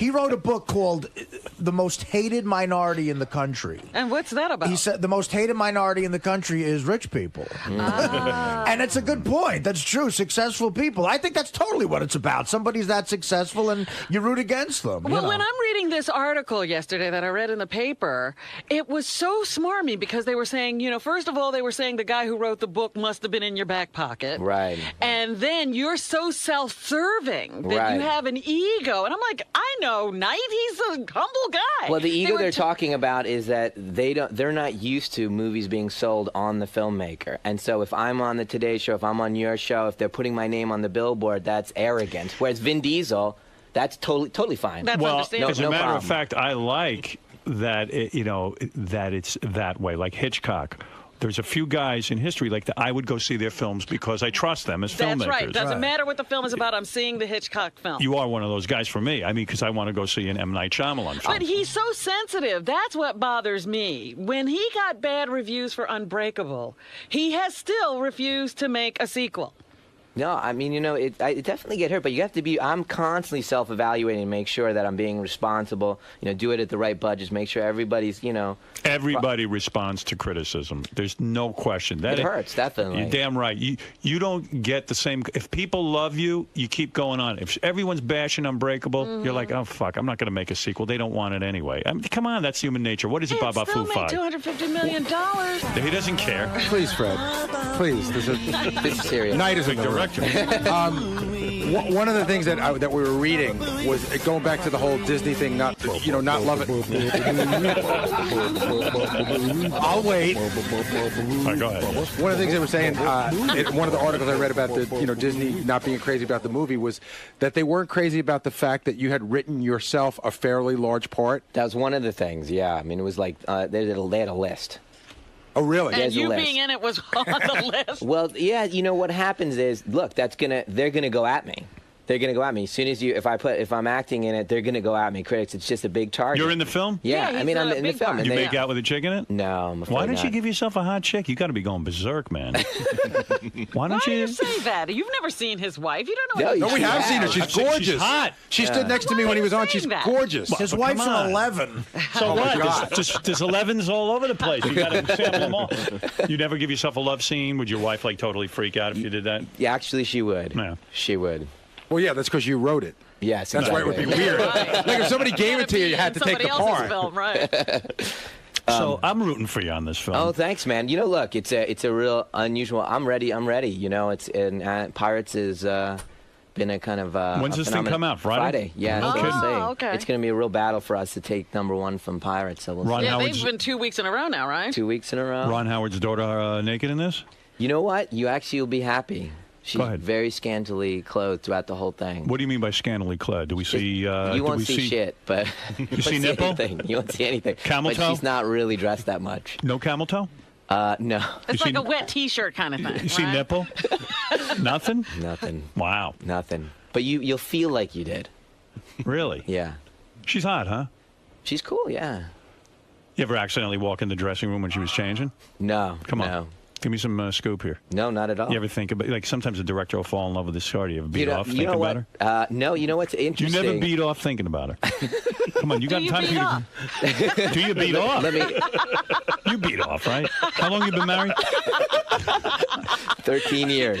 13 years. So you beat off. You're going to say here. You're going to say here that you've never beaten off to Bryce Howard's daughter. No, you know what? It's a very kind of strange thing. If you've met her, she's very pro. There's not that kind of vibe in the air at all. I mean, it's like a kid, not like a sexual vibe. Yeah, exactly. It's I just, think you're bullshitting me, but no, that's I'm telling okay. you, it's serious. I would tell you. Thing going? I would tell you. Maybe you beat off to Giamatti. I don't know. What yeah, what's your thing? That would be a problem. No matter what your sexual stance was, that would be an issue. Paul is nobody's type. What are you saying? Oh, come on. Paul's a sweetheart, man. That's Artie talking. Yeah, but... Whoa, you took the ball and ran with it there, Robin. Yeah, when guys get famous, they get better looking. I don't think that's happened for Paul. Paul is a good-looking guy. You guys are crazy. He's got his own look. He's the sweet eyes, those puppy dog eyes. Yeah, Paul Giamatti. I love that guy. I know, man. Yeah, he really... He's amazing. Great guy. He made That was my the movie other... great. See, like, so for example, like the thing that they say, oh wow, he's a whatever. You know, the same thing they said about Hitchcock. He's a huckster. He sells. That's all he is. Smoking mirrors for me. And the thing is, what that allows me to have a relationship with the audience. I can cast anyone. That's right. I can cast Paul Giamatti as the best actor in the world to play the lead, which wouldn't happen. I can hire Joaquin Phoenix to be the lead. I can hire people that I think are going to be the lead. Because you're the star of the film. Well, you know what? That was another great part of this article too. Is Giamatti was your first choice, but there was you didn't know if he was going to do it for a while, right? Because of some schedule thing, and then you you went. Be kidding me. Well, he wasn't going to do it. Busy? Talk about He's that lost a his little mind. bit. Who was the other actor that you went to, right? Listen, that was the book again. This is a reporter's point of view, and he was actually in the room when this particular thing happened, which was, I'm used to giving like the screenplay to Mel or whoever, and in a few hours I get a call back. Right. And they're like, I'm in. You know what I mean? Right. And this time I knew the script was delivered to Paul's house, and I didn't hear from him for 2 days. And Did you start crying? For me, no. After I finished crying. The article makes it seem like you were freaking. Like you were all like, does he like it? He hates it now. Well, for me, I was freaking, but that's just because I'm completely insecure and all that stuff. But two days is an okay. I've never met this man in my life. It's an okay amount of time to. I don't even know where he was in the world. He could have been not in the country. Right. It was just delivered, and so 2 days later he called and he said, I'm in. Wow. So it was just in that 2 days I was like all nervous. Oh, and who were you thinking about taking the part? Oh, a lot of people. Howard Stern ever come up? Howard came up. Yeah. And, nobody ever taps me for a. He still hasn't found the role for you. I'm thinking something, man. I'm a good actor, guys. I know you are. People don't understand my ability. You're very sensitive. And I am one of these guys who really knows how to. I'm a natural. I'm probably one of the best actors in the country now that I think about it. Who's better than me? Seriously. Paul. I could have been the girl in the pool. I was thinking of you for the woman in the pool, yes. No, but really, Ron Howard's daughter. Paul was good in my film, but I was way better. Well, he was only good because you were acting with him. Yeah. I mean, I was in every scene with that guy. I was terrific in my film. I don't know how more directors don't see it. I really don't. I really thought I deserved the Academy Award. You think I'm joking? I guess you don't. Bill says he doesn't even have an Academy Award. So you were actually quite good. I'm serious. I am good. You were quite good. I know I am. Very natural and sincere, and your kindness comes off. And I don't want to get sincere now, but I can play a villain. You could see me be a big But that dick. would everybody'd expect you to be a villain. I know, right? You need to play like the hero. You know what? Who cares? You know what? The whole thing is so dumb. Anyway, Lady in the Water is opening this Friday in theaters everywhere. I am going to go see it. Cool. I will see it because I believe in you. Why don't we have a screening? I asked them out there, and they said that you guys don't do screenings anymore. Bullshit. Who said that? My publicist. Tell me the name of that publicist. That's what I asked. I said, hot? why didn't you screen it for these guys? They said they don't screen it. Yes, they don't do. Screen movies anymore. We just That's saw. crazy. We just had a screening of Superman. Yeah. We did that. That's Warner Brothers too. Yeah. I don't know, dude. Somebody screwed somebody. How hot is your publicist? Is she hot? I think she's a nice lady. Yeah. This is one of them. My actual publicist is in here, but I know, from the usually company. have these really hot publicists from the movie company. Oh, yeah. That's the ones you want to interview. Those are the girls. But no, we would definitely do a screen. We'd love the screening of that. You kidding? Oh, that'd be great. And you can bring your kids. How old is your youngest? 13. She's perfect. Really? Perfect age to watch the movie. Well, Lady in the Water, it's about Paul Giamatti is this guy who has some hot chick living in his pool. Sounds like an adult fantasy to me. Him. I mean, why is he trying to help her? Now keeping her in the pool. I'd keep her in the pool. Will poor kids relate to this? Do you need a pool to relate to this movie? You know what? I was. That's right. I know, right? It's in an apartment building, so. Oh, there you go. It's not Paul's pool. Right. Yeah. It's a public pool. Exactly. And what happens? The chick lives in the pool. Well, what happens is it's basically this. It's a story that I told my kids, and in the different movies, I try to take a genre like sci-fi and then bring it to the modern world, or horror, or comic books, that kind of thing, and then play it for reality. So this one is more a fantasy. It's like a flat-out fantasy, like Tolkien or something like that. That I told my kids this story, the fantasy story, and in the movie. Kind of Paul stumbles upon this woman in the pool and she's very ethereal, and there's something weird about her. And he hears a bedtime story that's being told in the building that sounds very much like this woman as a character. And he has to start kind of deciding whether she's actually a real version of this thing he's hearing, this mythology that he's hearing. Does he think he's going mental? Yes, he does. He does. He does. And then slowly over the course of the movie, he has to get others in the building to believe in this. Does he fall in love with her? You know what? That's what I wanted the movie to be. And when Disney read it, I was still trying to be that. Right. And then in the end, it kind of turned into kind of like a quasi-sexual relationship that they have. There's like a sexual tension in the beginning. Be cool if she comes out of the pool. He has that at the beginning. And she just eats him. He falls in love and she eats him. Bald head, eats him. Just swallows him whole. Turns out she's a monster in the pool. There's a little tension about that. You're not sure where you she's coming from. Yeah, you don't know where she's coming from. Gotta be scary. I can see what you're saying, though. You don't want to get too out of touch with the common man. Your next movie better not be a monster living in our private jet, kid. There's a monster in our private jet. So the girl. How many can relate to that? Snakes on a plane, man. Right. What's up with that? That's wild, huh? Yeah. Why'd they just kill the snakes? You seen the commercial for that? Snakes in the plane? Yeah. It's a movie about snakes being on a plane. That's not that. Yeah, where's the tension there? You just kill the snakes. The weird thing is, Samuel L. Jackson's in it, and he's being serious. Well, that's why they call it acting. Yeah. He's got to start wrapping up. Who's he? Mr. Shyamalan. Right. Knight has to go. Knight has to go. Where are you going next? What's the? I think CNN. CNN, Larry King or something like that. And then Jon Stewart and Jon Stewart. Yeah. Okay. And what about your brother-in-law? He's going to go to all that stuff? No. He just wanted to be here. He loves you guys. That's why. Well, thank you. Well, Knight, I really do wish you luck. Thanks, all of your guys. films Thank have you. been delights for me, and I'm glad you're still making films and that you didn't get defeated on this, and I'm anxious to see it. And I hope it's good, and I hope it kicks ass, and Disney's sitting there weeping that they didn't get the film. Now they'll be crying, maybe. All right. And I know you want to say fuck Disney, but no, go ahead and say it. You can say it. You want to say a dirty word or anything? You don't say dirty. Do you ever use dirty words? I said one, I think. You did. Do you ever say dirty words in your films? I'm sure. No, not in the films. No, not in the films. All right. Well, it'll be nice to show all these reporters who are writing the stupid stories. I'm sure they're going to pound me no matter. Yeah, they're going to pound me no matter what. I wish you luck. I wish you luck. I do. Did they review the thing yet? No, it'll be on Friday, but I'm sure they're going to. You think they'll pound you? You've tested it, though. I guarantee it. Are you the audience, it's my highest scoring audience movie. Yeah. Yeah. Up there, it just got a little higher than Sixth Sense.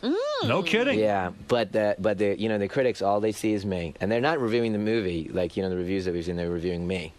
Don't get as bitter. a human being. I know that's the thing, right? Then you end up making like dark shit that you don't really, cycles of shit that you're trying to get out.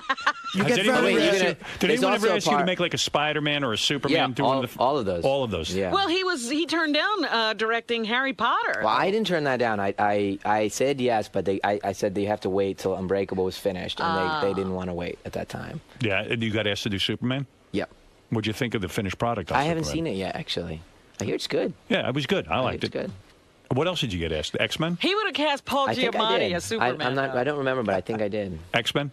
Yeah, I dig that. I dig that series. Yeah, but you won't do that. Like, you want to do your own stories. You know what? I think if I hadn't done Unbreakable, I probably would have done Spider-Man.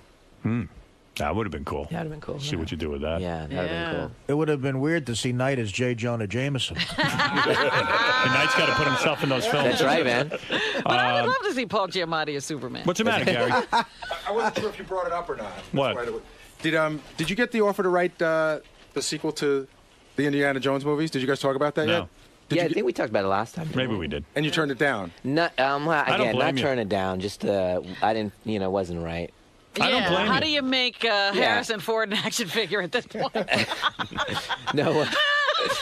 It's tricky with all the guys and trying to make it work out. All the players and that. Very diplomatic. You already got your next film in mind? I do. I have a really kind of an interesting kind of sci-fi idea. What's your idea? I can't tell you that. Give me the pitch. Maybe I'll produce it. I can't You're gonna, rain all over his parade again. He'll start crying. I'll start crying, man. Give me the pitch. I'll tell you it sucks. I'll watch you cry. I'll cry, man. Then Artie will make fun of me. Also, that is a Indian music will start. Well, Howard doesn't like it. The next movie is there's a monster living in the kids' private maids. He did that. That joke was funny. Yeah. A little while ago. Did I go one too more? Satellite, you could. Yeah, a little one too many. Went there. What about? You see, it's about editing. How about a film called The Seventh Sense? That's just a thought I had. What do you think? All right, thanks, guys. M. Night, thank you. And I don't know your brother-in-law's name. Bill. Bill. Bill Loftus. Bill, good to meet you, and we'll be back right after these words. Pretty legitimate interview. It was actually straight. That was the straightest one. The 5th time I've been on, that was the straightest one. You really got Satellites tamed him, man. You really got to vent about Disney though in there. Do you feel as though I didn't vent? He was venting for me. But do you feel as though Stern on Sirius Radio, promote my new show. We got to do better. And I'm also down here just to pay a visit to my boy Howard. As everyone knows, me and Howard from the same town. That's right, from Roosevelt, right? That's right, yeah. Only I moved there a few years after Howard had moved out. A few years after the high school had poured concrete into the swimming pool because there wasn't enough white people in the school no more. So they just filled the pool up with the concrete, and that's when I moved there around that time. So you guys go a long ways back. Go a long way back. You know what I'm saying? This is a deep-rooted relationship. Deep-rooted relationship. He knows my brother, you know what I'm saying? So, we go long, way back, way back, me and Howard, you know what I'm saying? So I'm on the show now. I'm gonna promote my stuff, tell everybody what I've been doing. I just came back from Sweden, Canada, I just been to Vegas. It's been crazy, so now I'm down here to just keep this energy going, and, I'm glad that somebody like Howard for me to come, hang out with him, talk about this stuff. All right, man. Sounds like you guys are gonna have fun in there. We're gonna have fun. We always have fun. All right, we'll How see. could you not have fun when you're hanging out with Chalamet? You're right. That's very true. You know what I'm saying? All right. My name is synonymous with fun.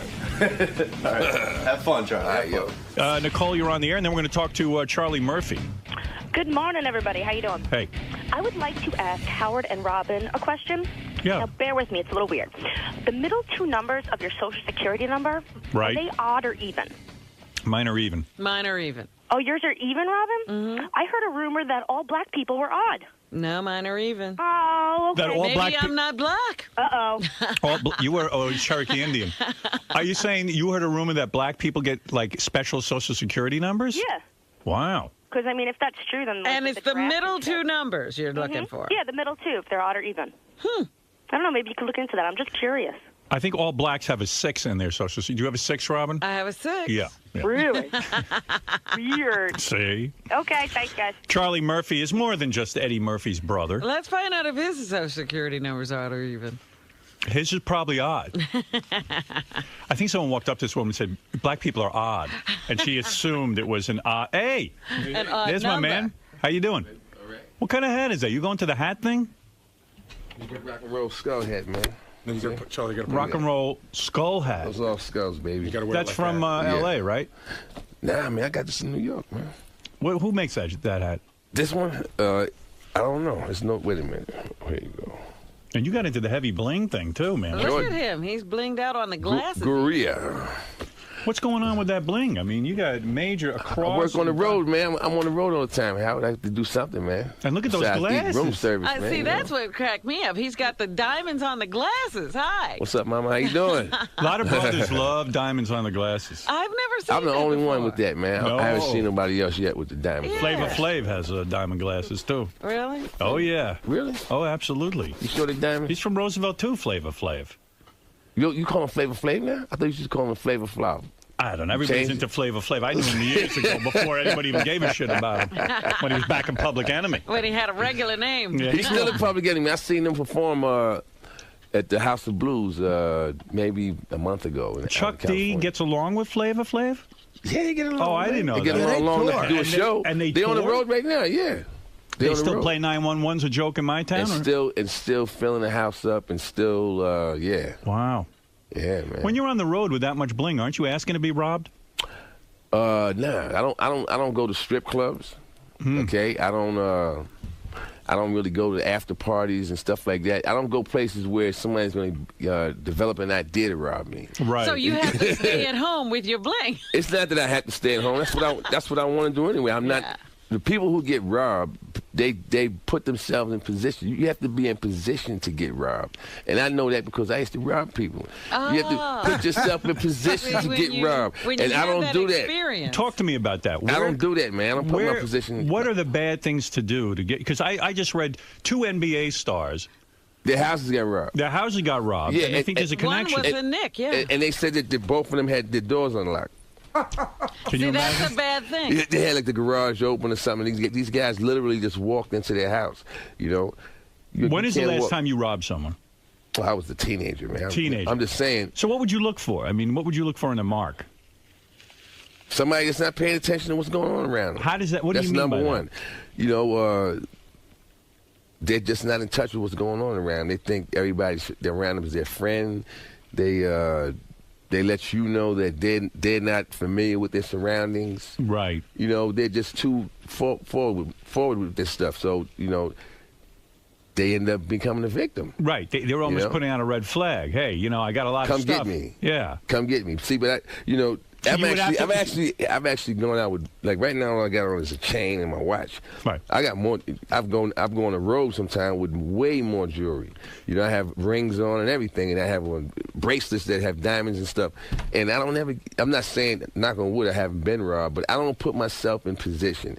To me, the diamonds and all of that is part of the show. Right. Okay. And when the show is over, I go to the room. I don't go, yes, and now I'm going to go to the after party or to the strip club where there are other guys with diamonds on. Right. But they don't do what I do for a living. Right. They're gangsters. Yes. Okay? Yes. And then when you come in the room and all of a sudden the girls are looking at you and this guy's a real gangster, you're going to have a problem. Right. So I don't go to those places. Well, you're smart. I tell you, you do have to be somewhat street savvy when you got a couple of dollars in your pocket.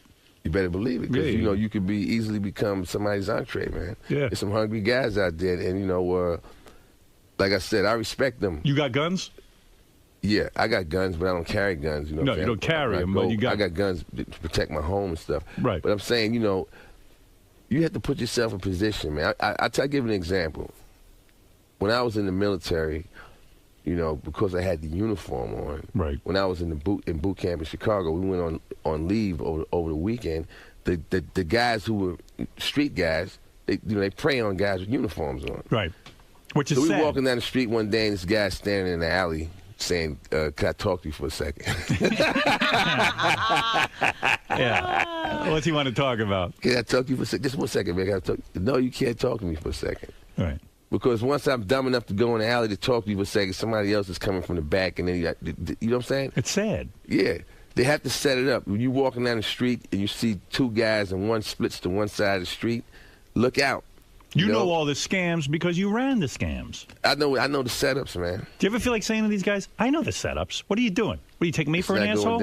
It's not going down. It's not going to happen. The closest we ever came to getting robbed was once these guys came in full police uniforms with badges and everything, official. Oh, and they look like police officers. And they came to my brother's show, and they said, Eddie, you know, we want to, while you're in St. Louis, we want to just, you know, we're off now, and we're big fans of yours. We just want to help out with the security. So it was like, real cops, why not?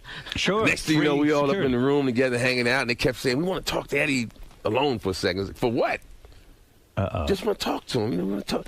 Hey, look, man, he don't want to talk to you right now. We're having a party.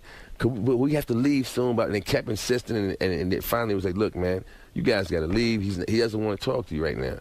So when they went downstairs, I guess, to get the rest of their guys, the real police just happened to be in the lobby and seen them.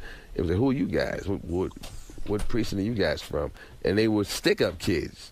And they probably not only got arrested, but you get arrested for impersonating a police officer, right? Police officer, and they had also been arrested for armed robbery before. So when you were running security for your brother at one point, you were a good guy to have because I knew, you know, I could see it happening. I could see the setup. Remember that place in Native New York in Hempstead? Yeah. Okay. Sure. I went to I got out the service and was hanging out with him. and he was into going to the Native New Yorker. And we went there, and I was like, you shouldn't be here no more, man. He was like, what are you talking about? I said, this is not even this is a saloon, man. Right. The only thing that's missing is the guy on the piano. Right. You shouldn't be in here. And when you say stuff like that, he's like, oh, you're crazy. You're right. paranoid. He said, no, you're just trying to ruin the night.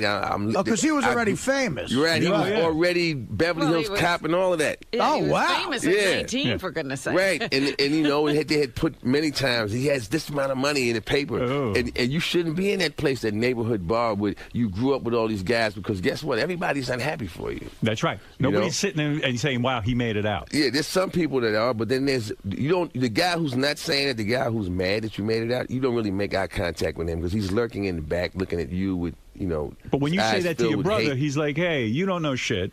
We're going. Yeah. But he learned the hard way, because you know what happened? I kept on badgering. Hey, man, we got to get out of here. We got to get out of here. And he said, you know what? You ruined my whole night. I'm going home. And so we go out.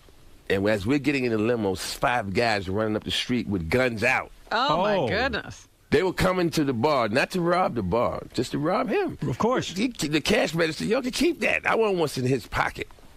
And the way you start thinking, because you grew up in that neighborhood, everyone's happy for you. Like, you could still go back. They're not. Everybody's not happy. You know, you got to understand. I mean, I'm sure you do understand. Everybody has their own life and their own story that they're living out. And just because they're smiling or they look happy doesn't mean that they are. That's right. And you don't know what's going on with people, man. Yeah, so you Well, you do see that a lot of people get into trouble doing That's that. right. Yeah. Getting into trouble. And meanwhile, as long as you're on the topic of your brother and doing security, you still need to help him out, man. He's getting married again? I think that's a rumor. You're not married, though. He I am said married. he's getting engaged. I'm married, and my youngest brother's married. Yeah. And if he, I talked to him yesterday. He didn't say anything about it to me. He didn't say it to you?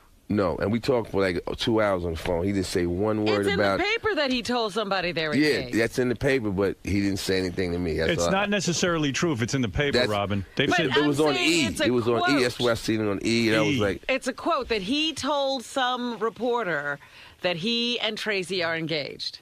Yeah, that was in the paper. But as we know, what's in the paper is no longer always true.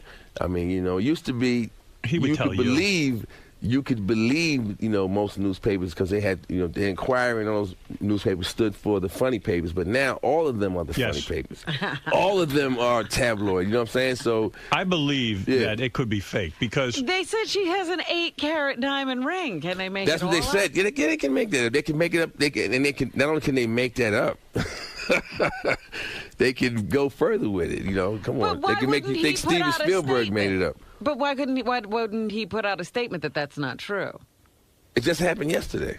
Ever since that was yesterday that I heard. I seen that print out on the screen. I'm not saying it's not true. I'm just saying. Why deal with it? It's weird that I talked to him for 2 hours yesterday and he didn't say anything about it. He would have said so. Ever since Eddie's divorce, it's been a nightmare. Why did he say that? Because he knocked up that Spice Girl. But he did that. Yeah, he did that, but she should have had an abortion, right?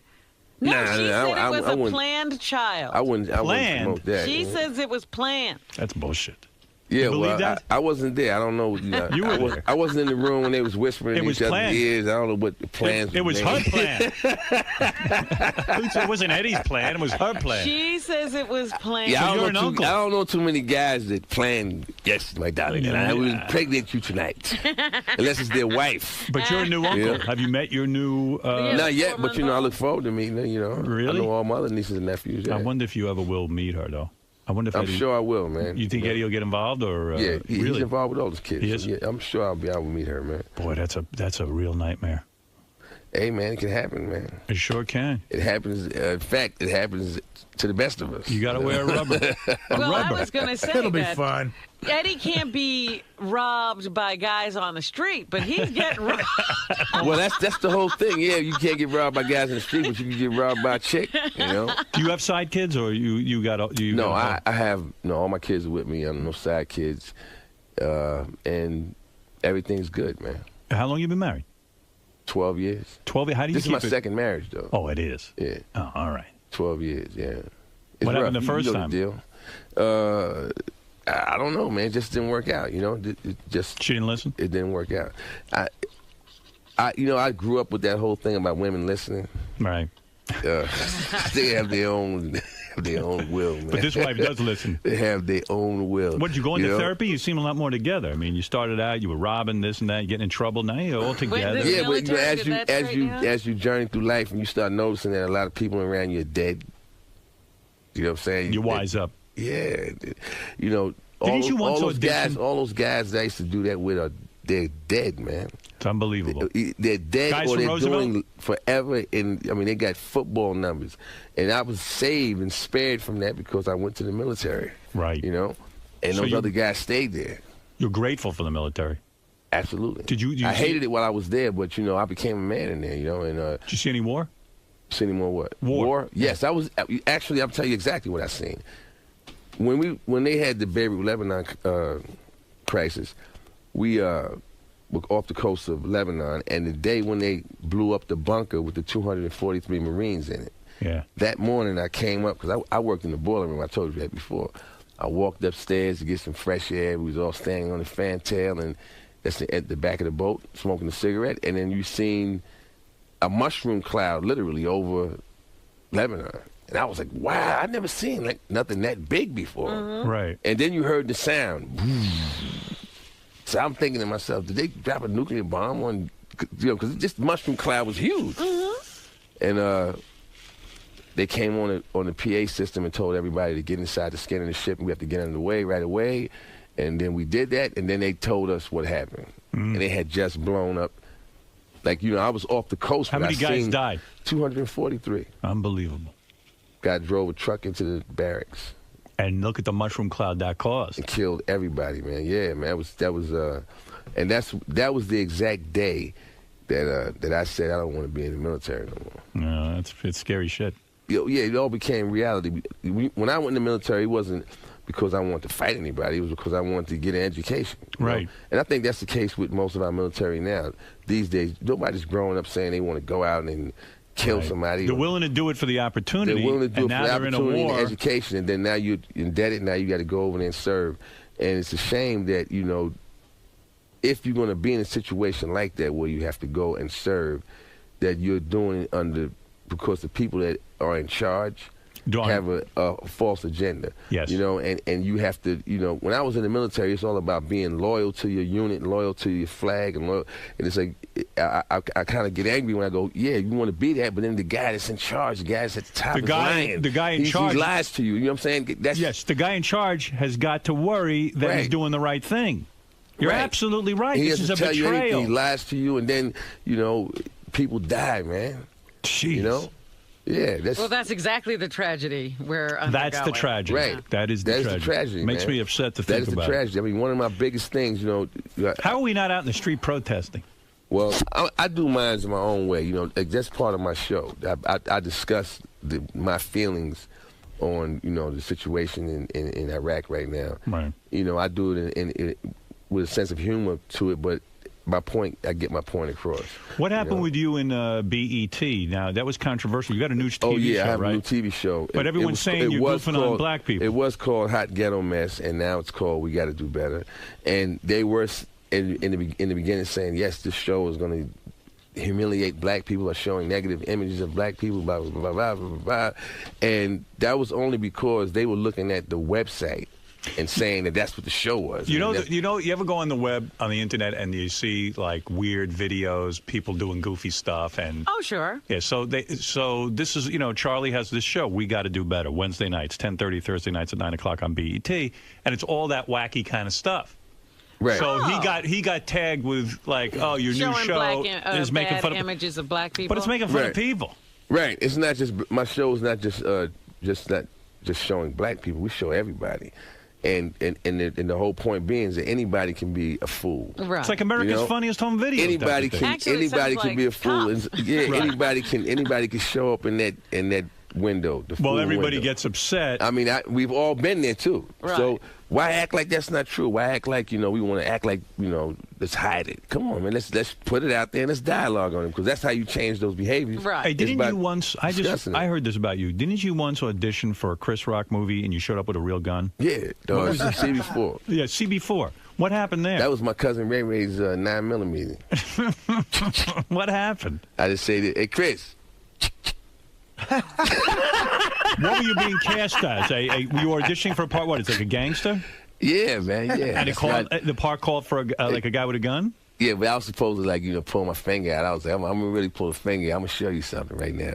I was able to, just draw on some past experiences at that moment, right? Which effectively horrified everybody in the room. Did you get the job? Yeah, I became gusto behind that. You got the rest job, is history. right? You Yeah. got the job. I got the job. So it pays to be crazy. No, I'm gonna tell you something. I wouldn't suggest that any actor tries that, because that just happened to be something that worked out. When you go to school for acting, one of the first things they tell you is never, ever touch the person you're reading with. Right, right. But hey, aren't you happy? Don't ever touch them, And I had to learn that because I remember I auditioned for the Ike and Tina Turner movie. Yeah. I auditioned for Ike. And he literally beat up the female actress playing the Tina part. But I wasn't the only one that did it, though. You smacked her around a little bit. Everybody came in and flipped the chair over and cursed her, So you show up. And the only person that didn't do that was Lawrence Fishburne, and he got the part. That's right. Because he didn't almost kill the woman that he was reading for. She was willing to work with him. That is crazy. Oh, my goodness. That acting is treacherous. You got to be feeling good, man. For a long time, it was always like, Eddie Murphy's brother. Now you got, the Chappelle Show put you on the map. You wrote Norbit with... I wrote Norbit with Eddie, yeah. With Eddie. Did tremendous. It's still doing well. Yeah, by the way, how much money did Norbit make? At the box office, it finished out at worldwide. It was like 145. Nice. So you get a piece of that action? Yeah. Look at you. Yeah. No wonder you got diamonds in your glasses. Absolutely. Now, let me ask you something. Have you talked to Dave Chappelle? Yeah, I talked to Dave. But to talk to Dave, you got to go to San Francisco, man. He's always at the punchline up there. But again, they said, was he hospitalized for exhaustion again? That's what they claim. What the fuck is he so exhausted from? Well, he's not doing anything. He's hardly working. Now he's They said he exhausted. does 8-hour shows, man. 8-hour shows? That is you're a comedian. Is an 8-hour show too much? How can people laugh for 8 hours? What do you think of an 8-hour show? I don't think they laughed for the whole 8 hours. I was at one. It's not like they're laughing the whole time. Dave Chappelle has so much to say. No, it's more than that. It's charisma. He has so much of it that he doesn't have to say anything. Yeah. He just stands there. I heard one stage show he went on ate lunch and the crowd was laughing. At eating lunch. He was just eating. He had food. He was eating, and they was laughing, man. I eat lunch. I should probably go on the road with that.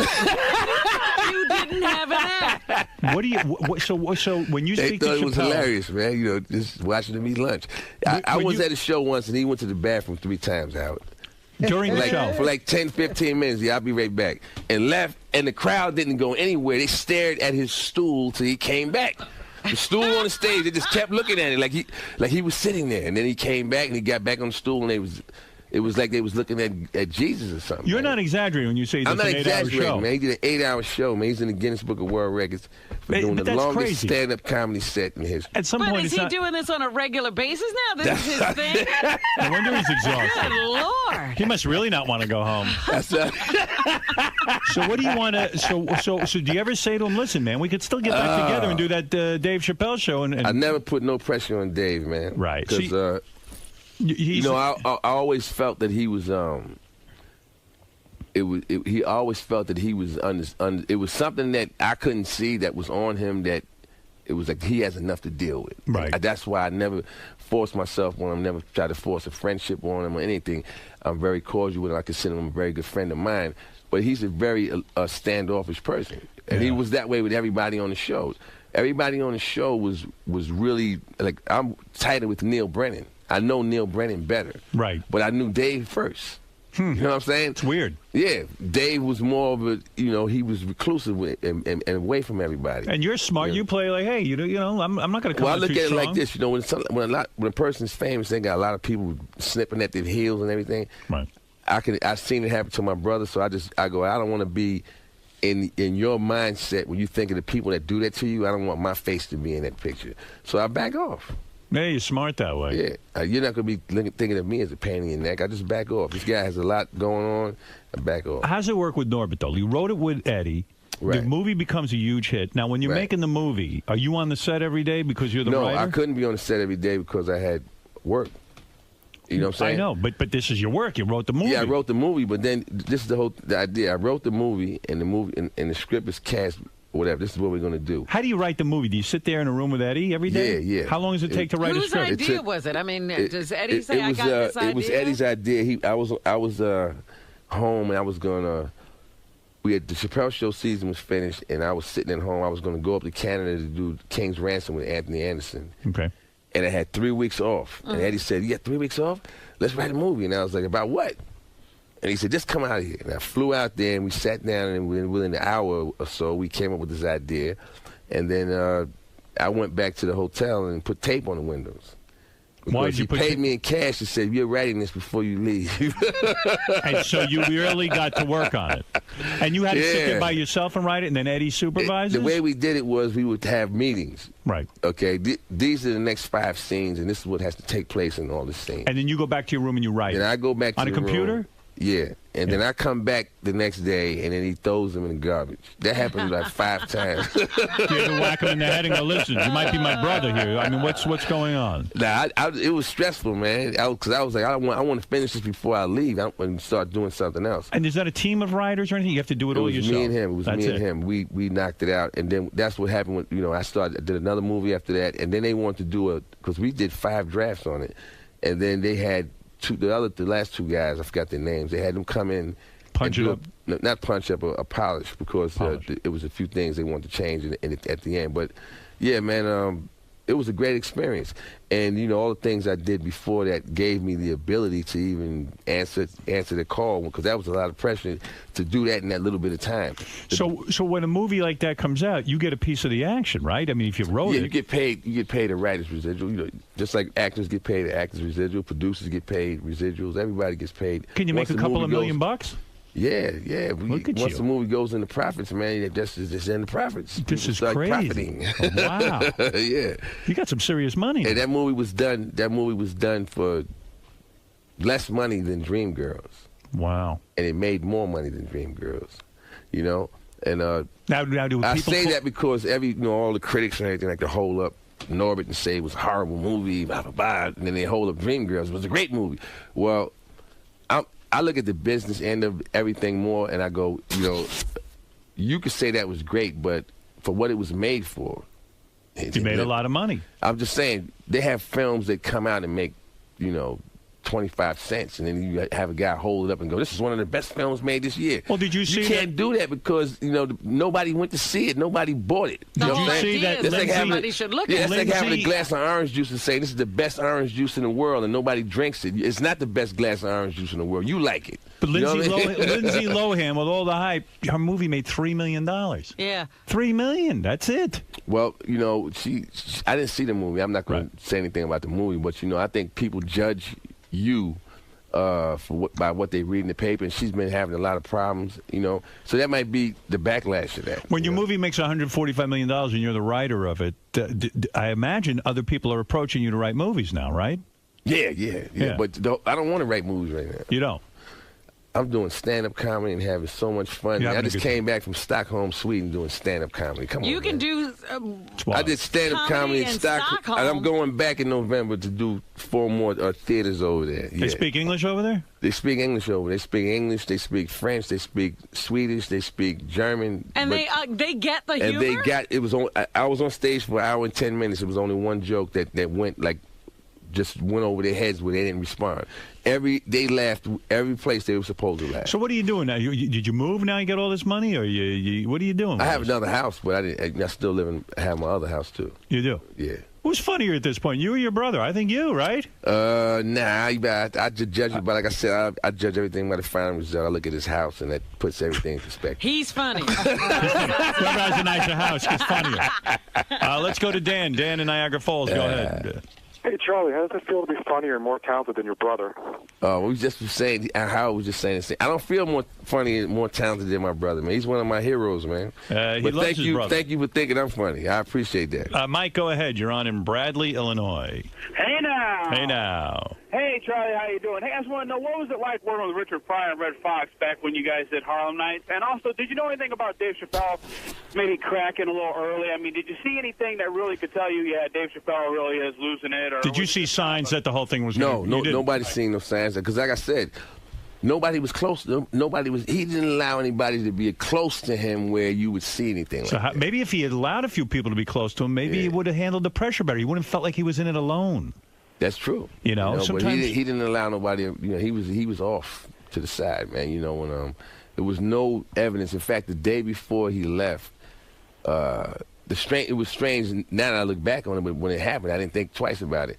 They used to have a big billboard they had set up on 125th Street on the Magic Johnson Theaters with Dave's hands stretched from one end of the block to the other, and his head was in the middle. It was huge. Right. And I drove past, because we were shooting uptown, I seen that, and I was like, wow, that is awesome. Right. I know Dave would like to have a picture of that. I mean, how often in your life are you going to see that?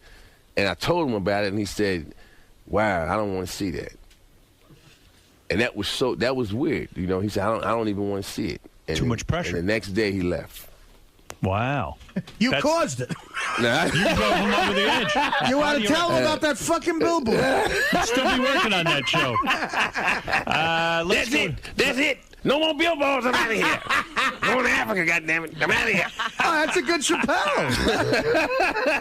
Rocky, you're on the air in Boston. Hey, hello. Now. Yes. Hey, I just want to tell you, man, that movie was awesome. I had no one even want to see it at all. In the first 10 minutes, I was laughing my ass off. Norbit. Yeah, Norbit. Hey, thank you. I appreciate that, bro.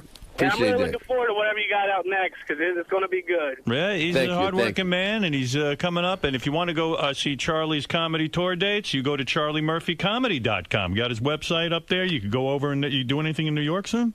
I just was in Caroline's, this is July. I just was there in June. Oh, how'd that go? It was great. We sold out and had a great weekend. Rosie O'Donnell came and opened up one night. Oh, that's great. And that was a real treat for the crowd, because she came down and she did great. And then when she left, I have this kid named Jay Farrell from Virginia Beach.